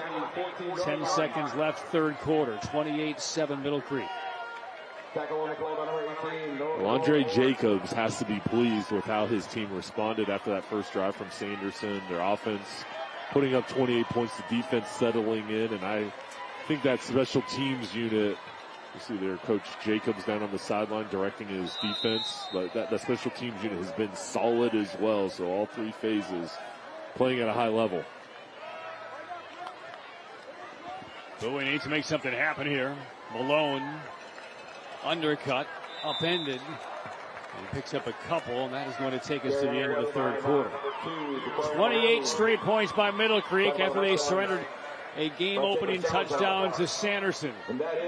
Two big pass plays by the first-time starter Ezra Jobe. A 92-yard connection with Harrington late in this third quarter. And with 12 minutes to go, Middle Creek leads 28-7.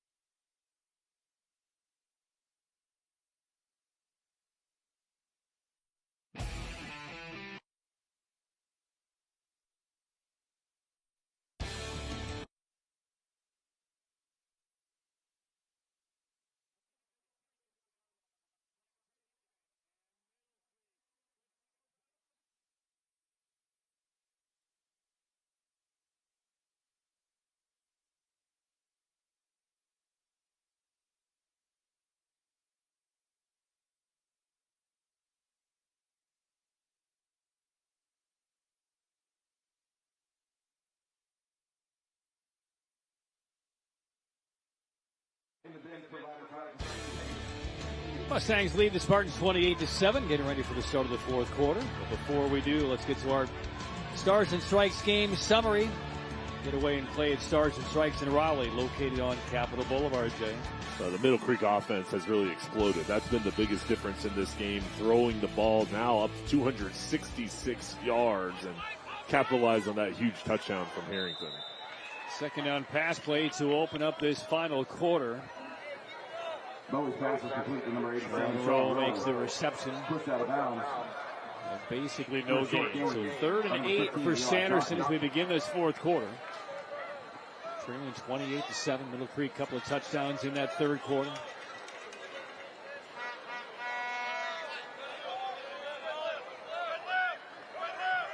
Haven't seen a lot in the way of tempo offensively for Sanderson tonight. That will need a change. Third down, we'll call it 9. Play clock at 4. Bowie, quick pass left side, coming back to it, but this will go nowhere. I mean, need to go downfield. They threw a lateral pass wide to Malone, and he was immediately hemmed in. And this is an offense that's put up 63 points, 55, 42, 63 again this season, and they've been prolific. And I think you have to give a lot of credit to Middle Creek's defense tonight and slowing them down. But this is an offense that's had so much success. There's so many playmakers out there, and they just have to find a way here in the fourth quarter to get into a groove, get some chemistry rolling. 4 down. This is the quarterback, and Bowie will send it away as he's done all night. Harrington will try to one-hand it on a bounce. Couldn't do it. It goes into the sideline. Bowie's punt goes out of bounds. That's what Sanderson needed. They punted away early fourth quarter, trail by 21, and give up a very short field. So right now they in stride Middle Creek offense. And for the Mustangs here coming out, you've got a comfortable lead, 11:07 left on the clock. And right now, the turnovers is what can hurt you. So you got to protect the ball. I'd run the ball. I'd pull back on some of the tempo and just bleed this clock.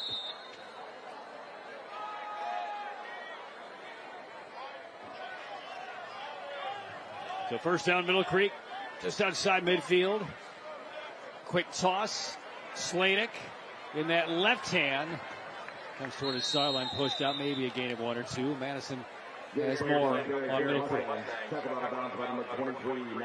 Boy, for Sanderson, number 15, Zymier McCoy, he was on the sidelines earlier with the trainer. You see that bandage on his left leg, but also they were looking at his left side earlier. He told the trainer it was hurting to breathe. He is obviously on the field, but something to look out for. Thanks a lot, Madison. Second down. Carry for a handful. And then we see Sanderson standing in battle. Came out there maybe after a tackle, kind of trying to tee up his teammates here, make a play. 3rd and 5 now for Middle Creek. Job will play it safe. Has some blockers. Cuts through, down to the 35-yard line. No flags down. That's a first down for Middle Creek. And as you mentioned, Jay, conservative play calling. Don't make mistakes. Don't put the football on the ground. And a patient run by Job. That offensive line getting out on the perimeter and clearing the path.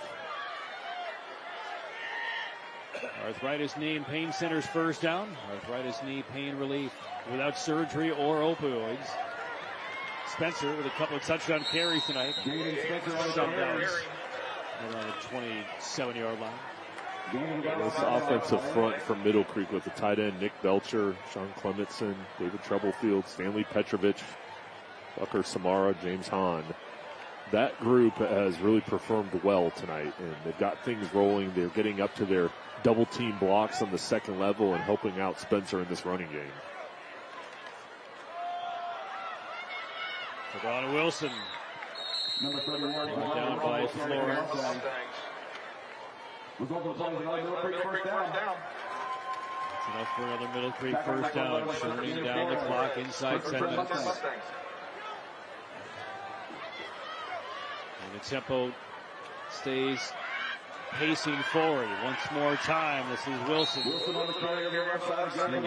Back-to-back runs by Wilson. Called his number a lot tonight, but giving Spencer a little bit of a breather. Just more relentless pressure on his backfield for the Mustangs. With Spencer, Job, and Wilson as three guys you can keep fresh, and they have different styles that they bring to a defense. This is going to go on Wilson. Looks like he took a little jab step backwards as the snap was coming. But evidently they saw calling offsides on the offense, but it did look like an illegal procedure in the backfield. Either way, pushing the Mustangs back 5.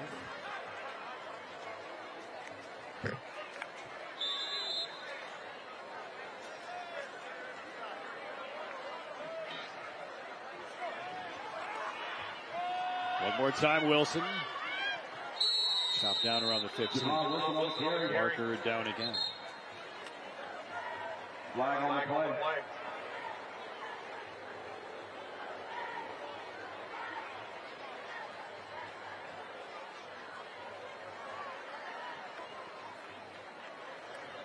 Officiating crew still sorting things out.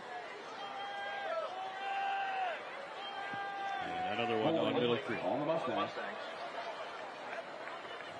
I think for both teams, that'll be a correction area, and each coaching staff watches the film. Too many penalties, and is Andre Jacobs looking for more of an explanation? Well, that's something as you get deeper into the season, especially once you get to playoff time, you want to limit those penalties and those opportunities that set you back. And again, if you're just tuning in, you see the 28-7 scoreline. This game is much tighter than that. I mean, Middle Creek, to me, was the better looking team in the first half, but they made mistakes that allowed Sanderson to be really one play away from either even or right back in it. As Joe fires to the end zone again, and over the top of his intended receiver in the end zone, looking for Bachardi. Kept up with him on a touchdown pass early in the second quarter. Simon McCoy in coverage, and they're trying to sneak in that post over the top. He was hiding the ball behind his hip.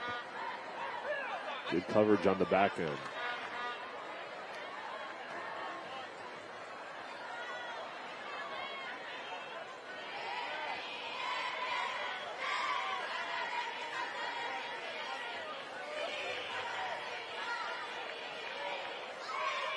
Second down. Quick pass. Wilson down the left side. Hops through. Got airborne to bits. Good pick up there by LeBron Wilson. One of the featured guys on this drive. And he's a good receiver as an outlet here. Just sneaks out of the backfield. Easy throw from Job. And there just finishes the runs off. He's a very physical runner. Just outside the 10-yard line. Third down. Low snap. Job gets it. Spirals one back. Corner the end zone. Has a man open. C.J. Ali. Got lost behind the defense. And against the body throw. Spiraled to the corner by Job. Touchdown, Middle Creek. Well, this was a great play design with Ali going right to that corner. You have an inside receiver going to the inside. Ali in the slot goes right out there. This communication in the secondary, an easy pitch and catch from Job to Ali. Third touchdown pass by Job in his debut varsity starts. 11-yard touchdown strike brought to you by Crossroads Ford. The Ford store that gives you more. 34-7 Middle Creek. It's hard to believe, Jay, that just about 4 or 5 game minutes ago, Sanderson is one play away from making it 21-14. A turnover, and a long touchdown pass, and then it is just broken down for the Spartans. And an uncontested catch in the back corner of the end zone by Ali. 35-7 Middle Creek.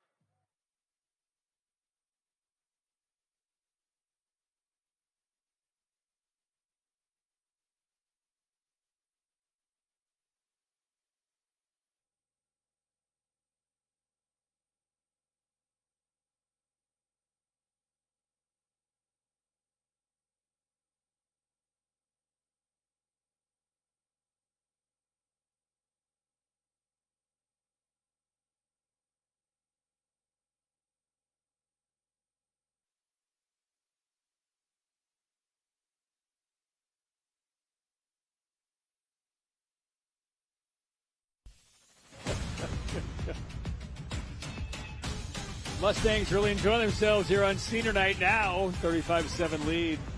And they're dancing right along with the music pumping through the PA. Fun last three quarters.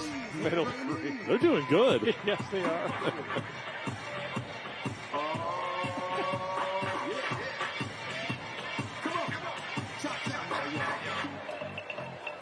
35-7 lead for Middle Creek. To the left. Take it back.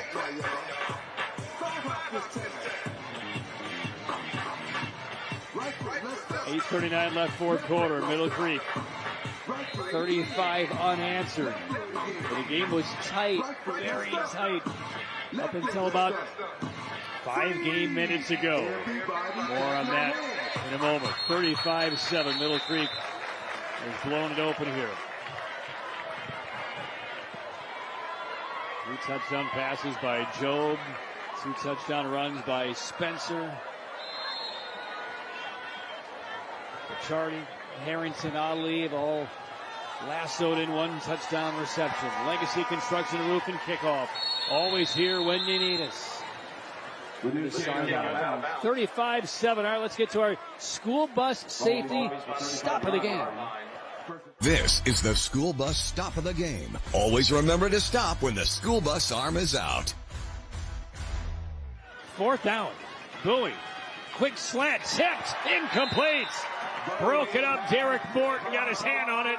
Martin, 6'3". You'll see number 5 there on the left side. With that big paw, just knocks it down. What recognition, reading the slant, gets in front in the passing lane to get the defense off the field.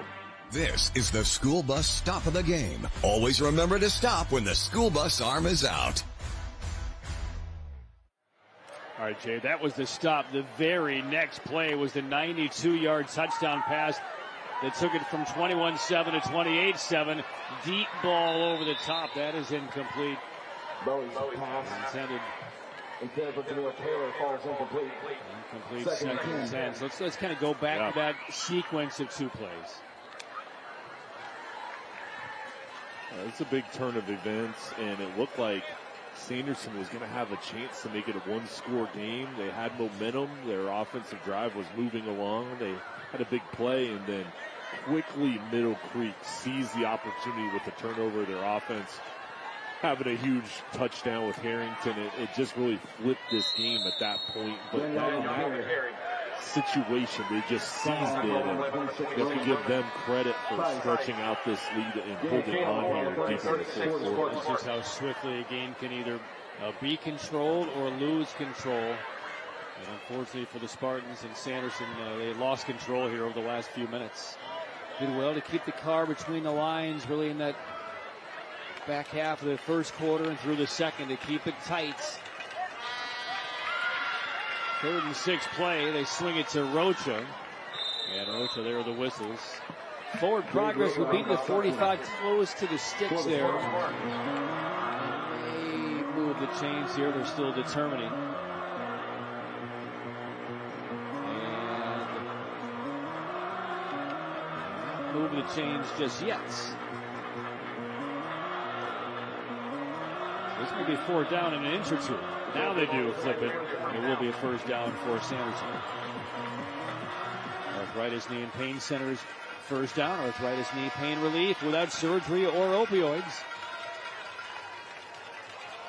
Bowie on the give. And bumping forward for about 5 is Young. 21 getting on the carry for the Spartans. Second on the play by Sanderson's offensive line starting to get a push now, and they're down 28 points, but I like how they're still playing hard and playing with that tempo where they're trying to win up front and help out their quarterback in the running game. They played out to the right side of the flat. Rocha held by the back of his jersey, and then momentum stopped. As you take a look at the defense on the field for Middle Creek, a lot of clean uniforms are out there right now, Jay. A lot of second stringers getting some action here in the final 7 or 8 minutes. Well, this is a deep unit, and they want to make sure they stay fresh and get those reps and make sure everybody gains valuable experience. They expect a long run this season, and they're in the 6A. in this conference is preparing them for the playoff run that they expect to really have a lot of success with. Davis Pritchard, though, still out there on that defensive line, number 7. Look at Cohen and Hunts. They rush 4. They run it to the wide side, and Bowie took a hit, falls forward inside the 50-yard line, but he'll be about 3 yards short. This will present another 4th down for Sanderson.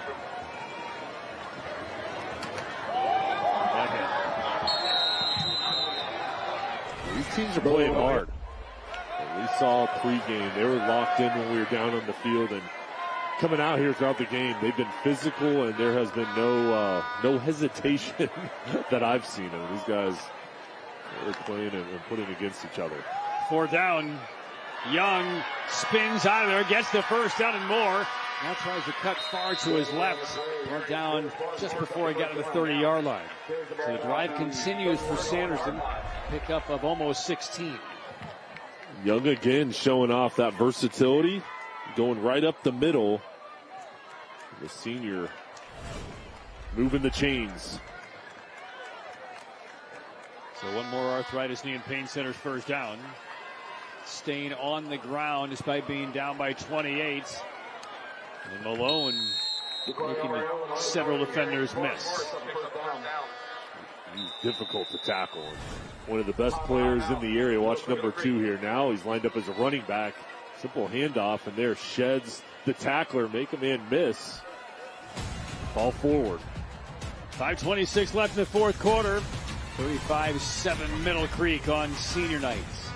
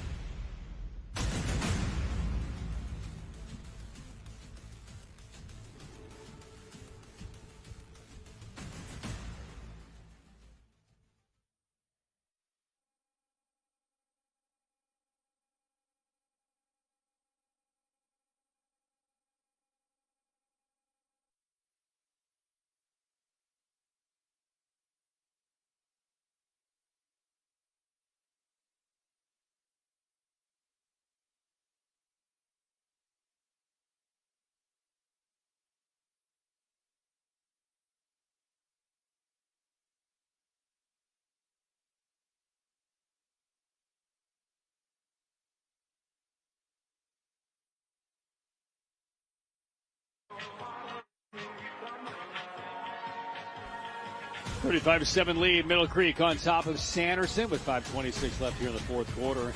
Time for our Central Carolina Chevy Dealers Player of the Game, and Jay, it goes to whom?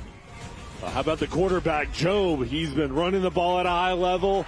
I've been impressed with him throwing the ball, and Ezra has been accurate. He showed arm strength in the pocket. He's been composed, and look at these throws. The young sophomore has let it out accurately for his wide receivers, let them catch it and run with it. And this was the last touchdown. Corner route to Ali. Another easy completion, and he has looked like a natural back there. He's been leading his team up and down the field. Again, he came into the game having thrown 2 varsity passes. He's thrown 3 touchdowns tonight in his debut. So he is our Central Carolina Chevy Dealers Player of the Game. Visit your Central Carolina Chevy dealer today. 35-7 Middle Creek. Sanderson football. This game tighter than what the scoreline indicates, but Middle Creek has been the better side tonight. Bowie, deep slant and incomplete. Had a couple of receivers in the area. 2nd down. Rocha was there. Reddick was nearby. 2nd down.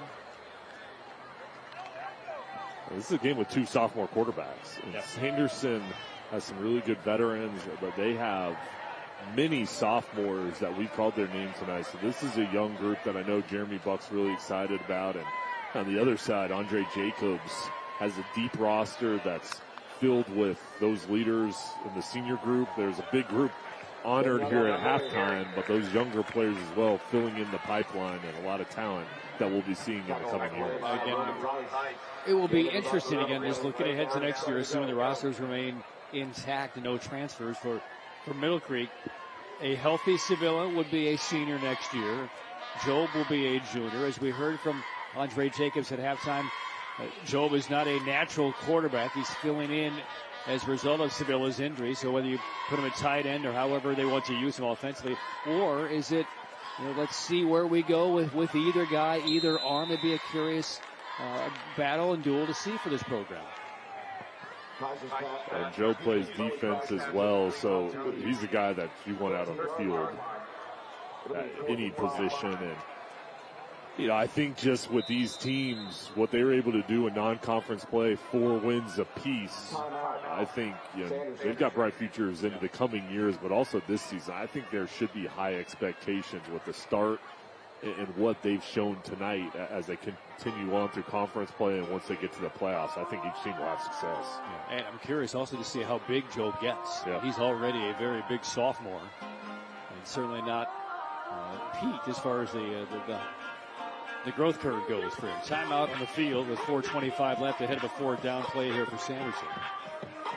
Sanderson, meanwhile, we're going to get Carey, which the Imps went into tonight's game unbeaten. Haven't seen a score update on their game. And Holly Springs, each of those at home for Sanderson. Then they wrap up October 24th at Cardinal Gibbons, and then the following week against Northern Wake. But as it stands right now, all 5 football programs within this conference are in decent shape to reach the postseason. Now you take this loss for Sanderson, and Gibbons coming up in the schedule as well. They will need to earn their way in over the final month of the regular season. This will really set Middle Creek up very well. And as we begin to wind things down here, Jay, 4th down here for Sanderson. I want to get your take on how you think Middle Creek would line up against Cardinal Gibbons when they take them on in a fortnight. 4th and 5. Sanderson will be stopped.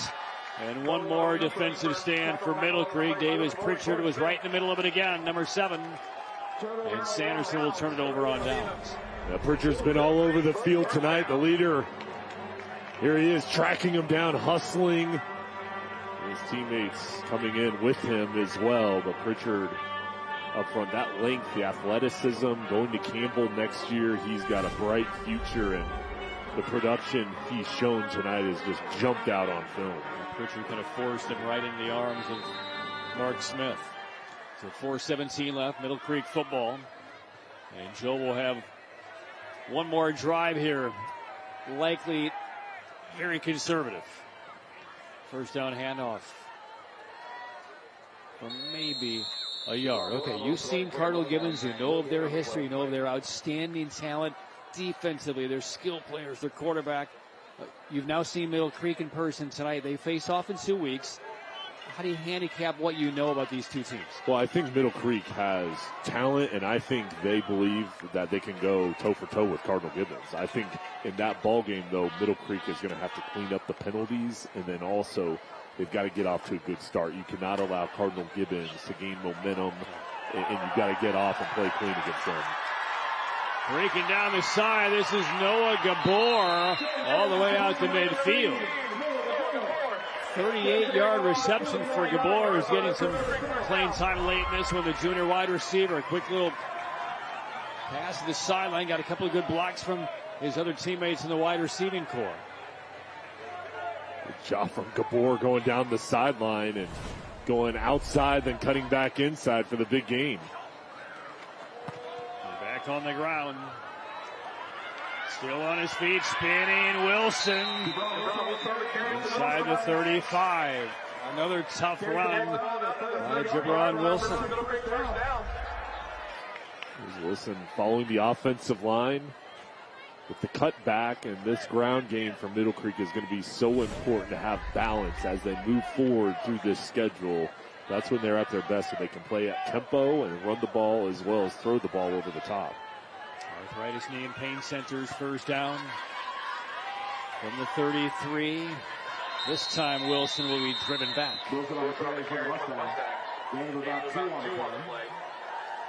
Couple of yards for Wilson before Javon Hicks slowed him down.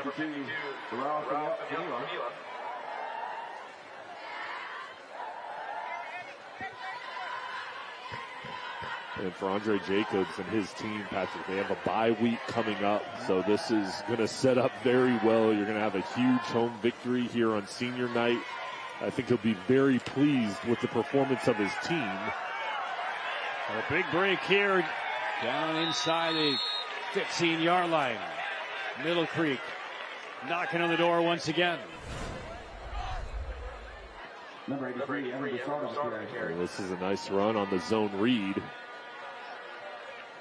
But back to Andre Jacobs, you have this performance that your team has displayed tonight that you can go back to and show all the positives and also some areas that, hey, we've got to get better at. And they can use that bye week to rest, recover, then tune things up for another big game in 2 weeks. Back inside the red zone, brought to you by Saltwater Seafood and Fry Shack from Boat to Bite. Done right.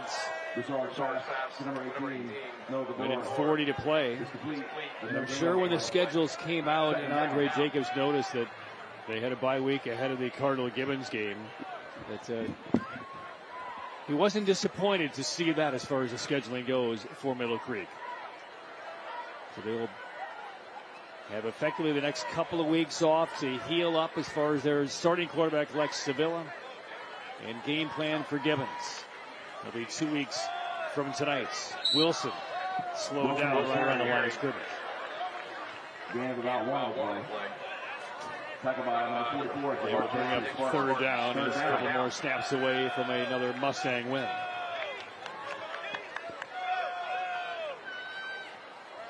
Fans are wanting one more touchdown on senior nights.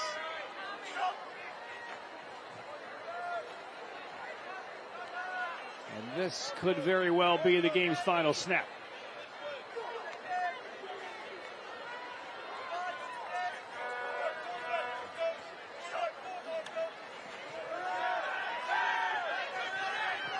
In and out of the hands, incomplete. Looking for Gabor. So they will stop the clock, 33 seconds left. And now will we see Ledoux come on? Looks like we will.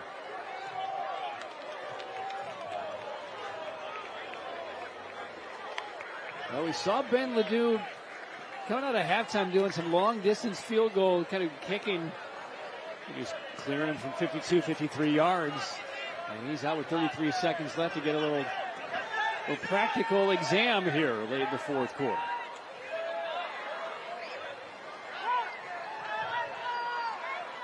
Salazar on the hold. And Ledoux's kick. Plenty of leg, and this one is driven through. Maybe 31 from Ledoux. And that's the lead for Middle Creek, 38-7. With about a half minute to play. Everybody's getting in the act tonight, Jay. Yeah, he's a strong kicker. His range, you said it, beyond 50 yards. Middle Creek here for the seniors. What a way to play your final home game here in the regular season. They hope to have a playoff game here, or more than one playoff game. But those seniors played at a high level, and those underclassmen, Ezra Jobe, one of them, many more games here, their home turf, but what a way to send them off here with this performance. 38-7, 38 unanswered points by Middle Creek. Again, their game with Gibbons in 2 weeks' time will be right here. It will be their final home game of the regular season anyway, before they wrap up at Cary and at Holly Springs the final 2 weeks of the regular season.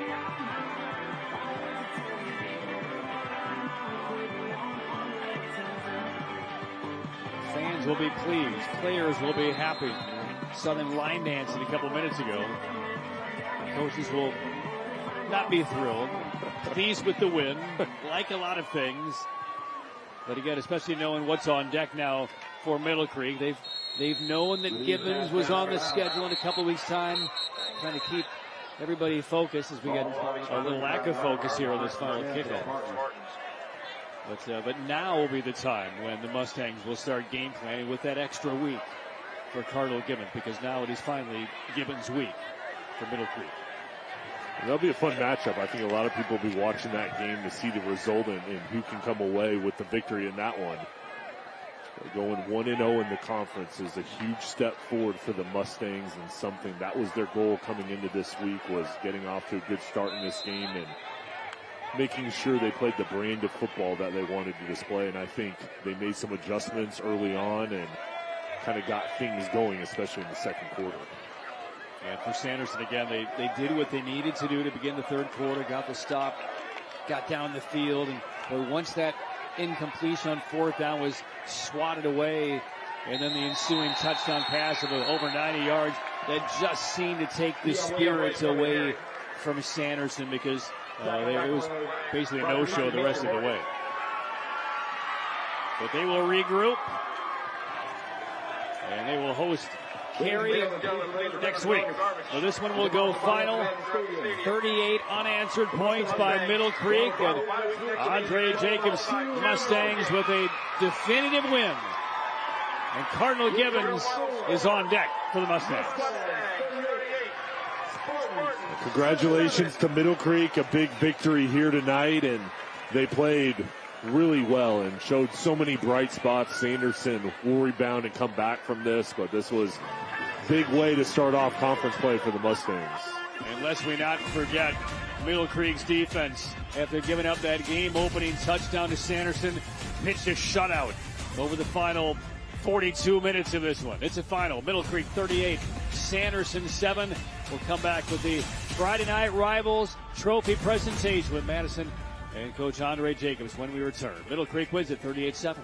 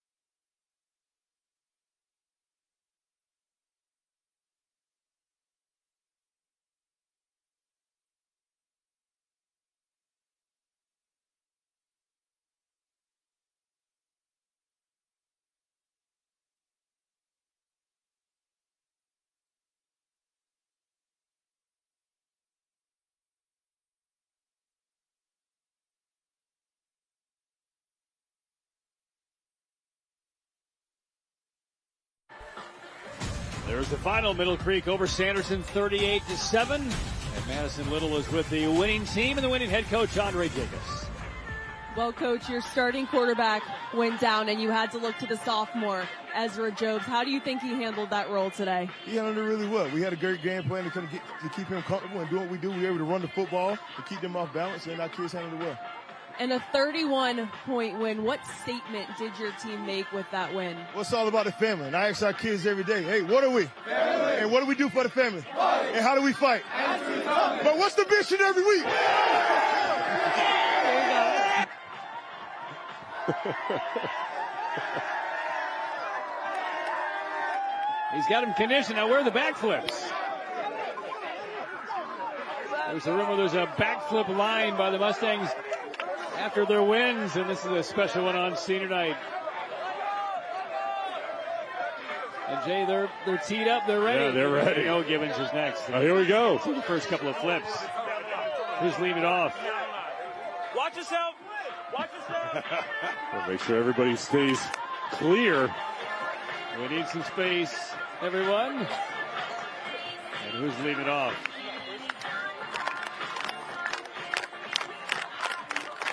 Well, there we go. Jaden Spencer. And the Mustang tradition. Harrington up high. All right, Jay, let's break down what we saw, what we just heard from Coach. Oh, look at that. There we go. Chiropractic appointment tomorrow at 9 a.m.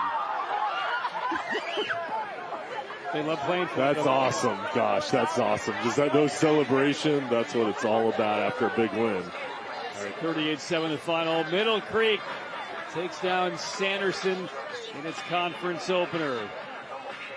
38-7, and next up for Middle Creek, Cardinal Gibbons in 2 weeks. All right, all of us would like to take a minute, not to do backflips, but to thank all the wonderful folks at Riddle & Riddle, the University of North Carolina, Affordable Dentures, and Tatum and Atkinson to make all these games possible for all of you watching at home. We would also like to thank our other great supporters for their contributions to our Friday Night Rivals telecast.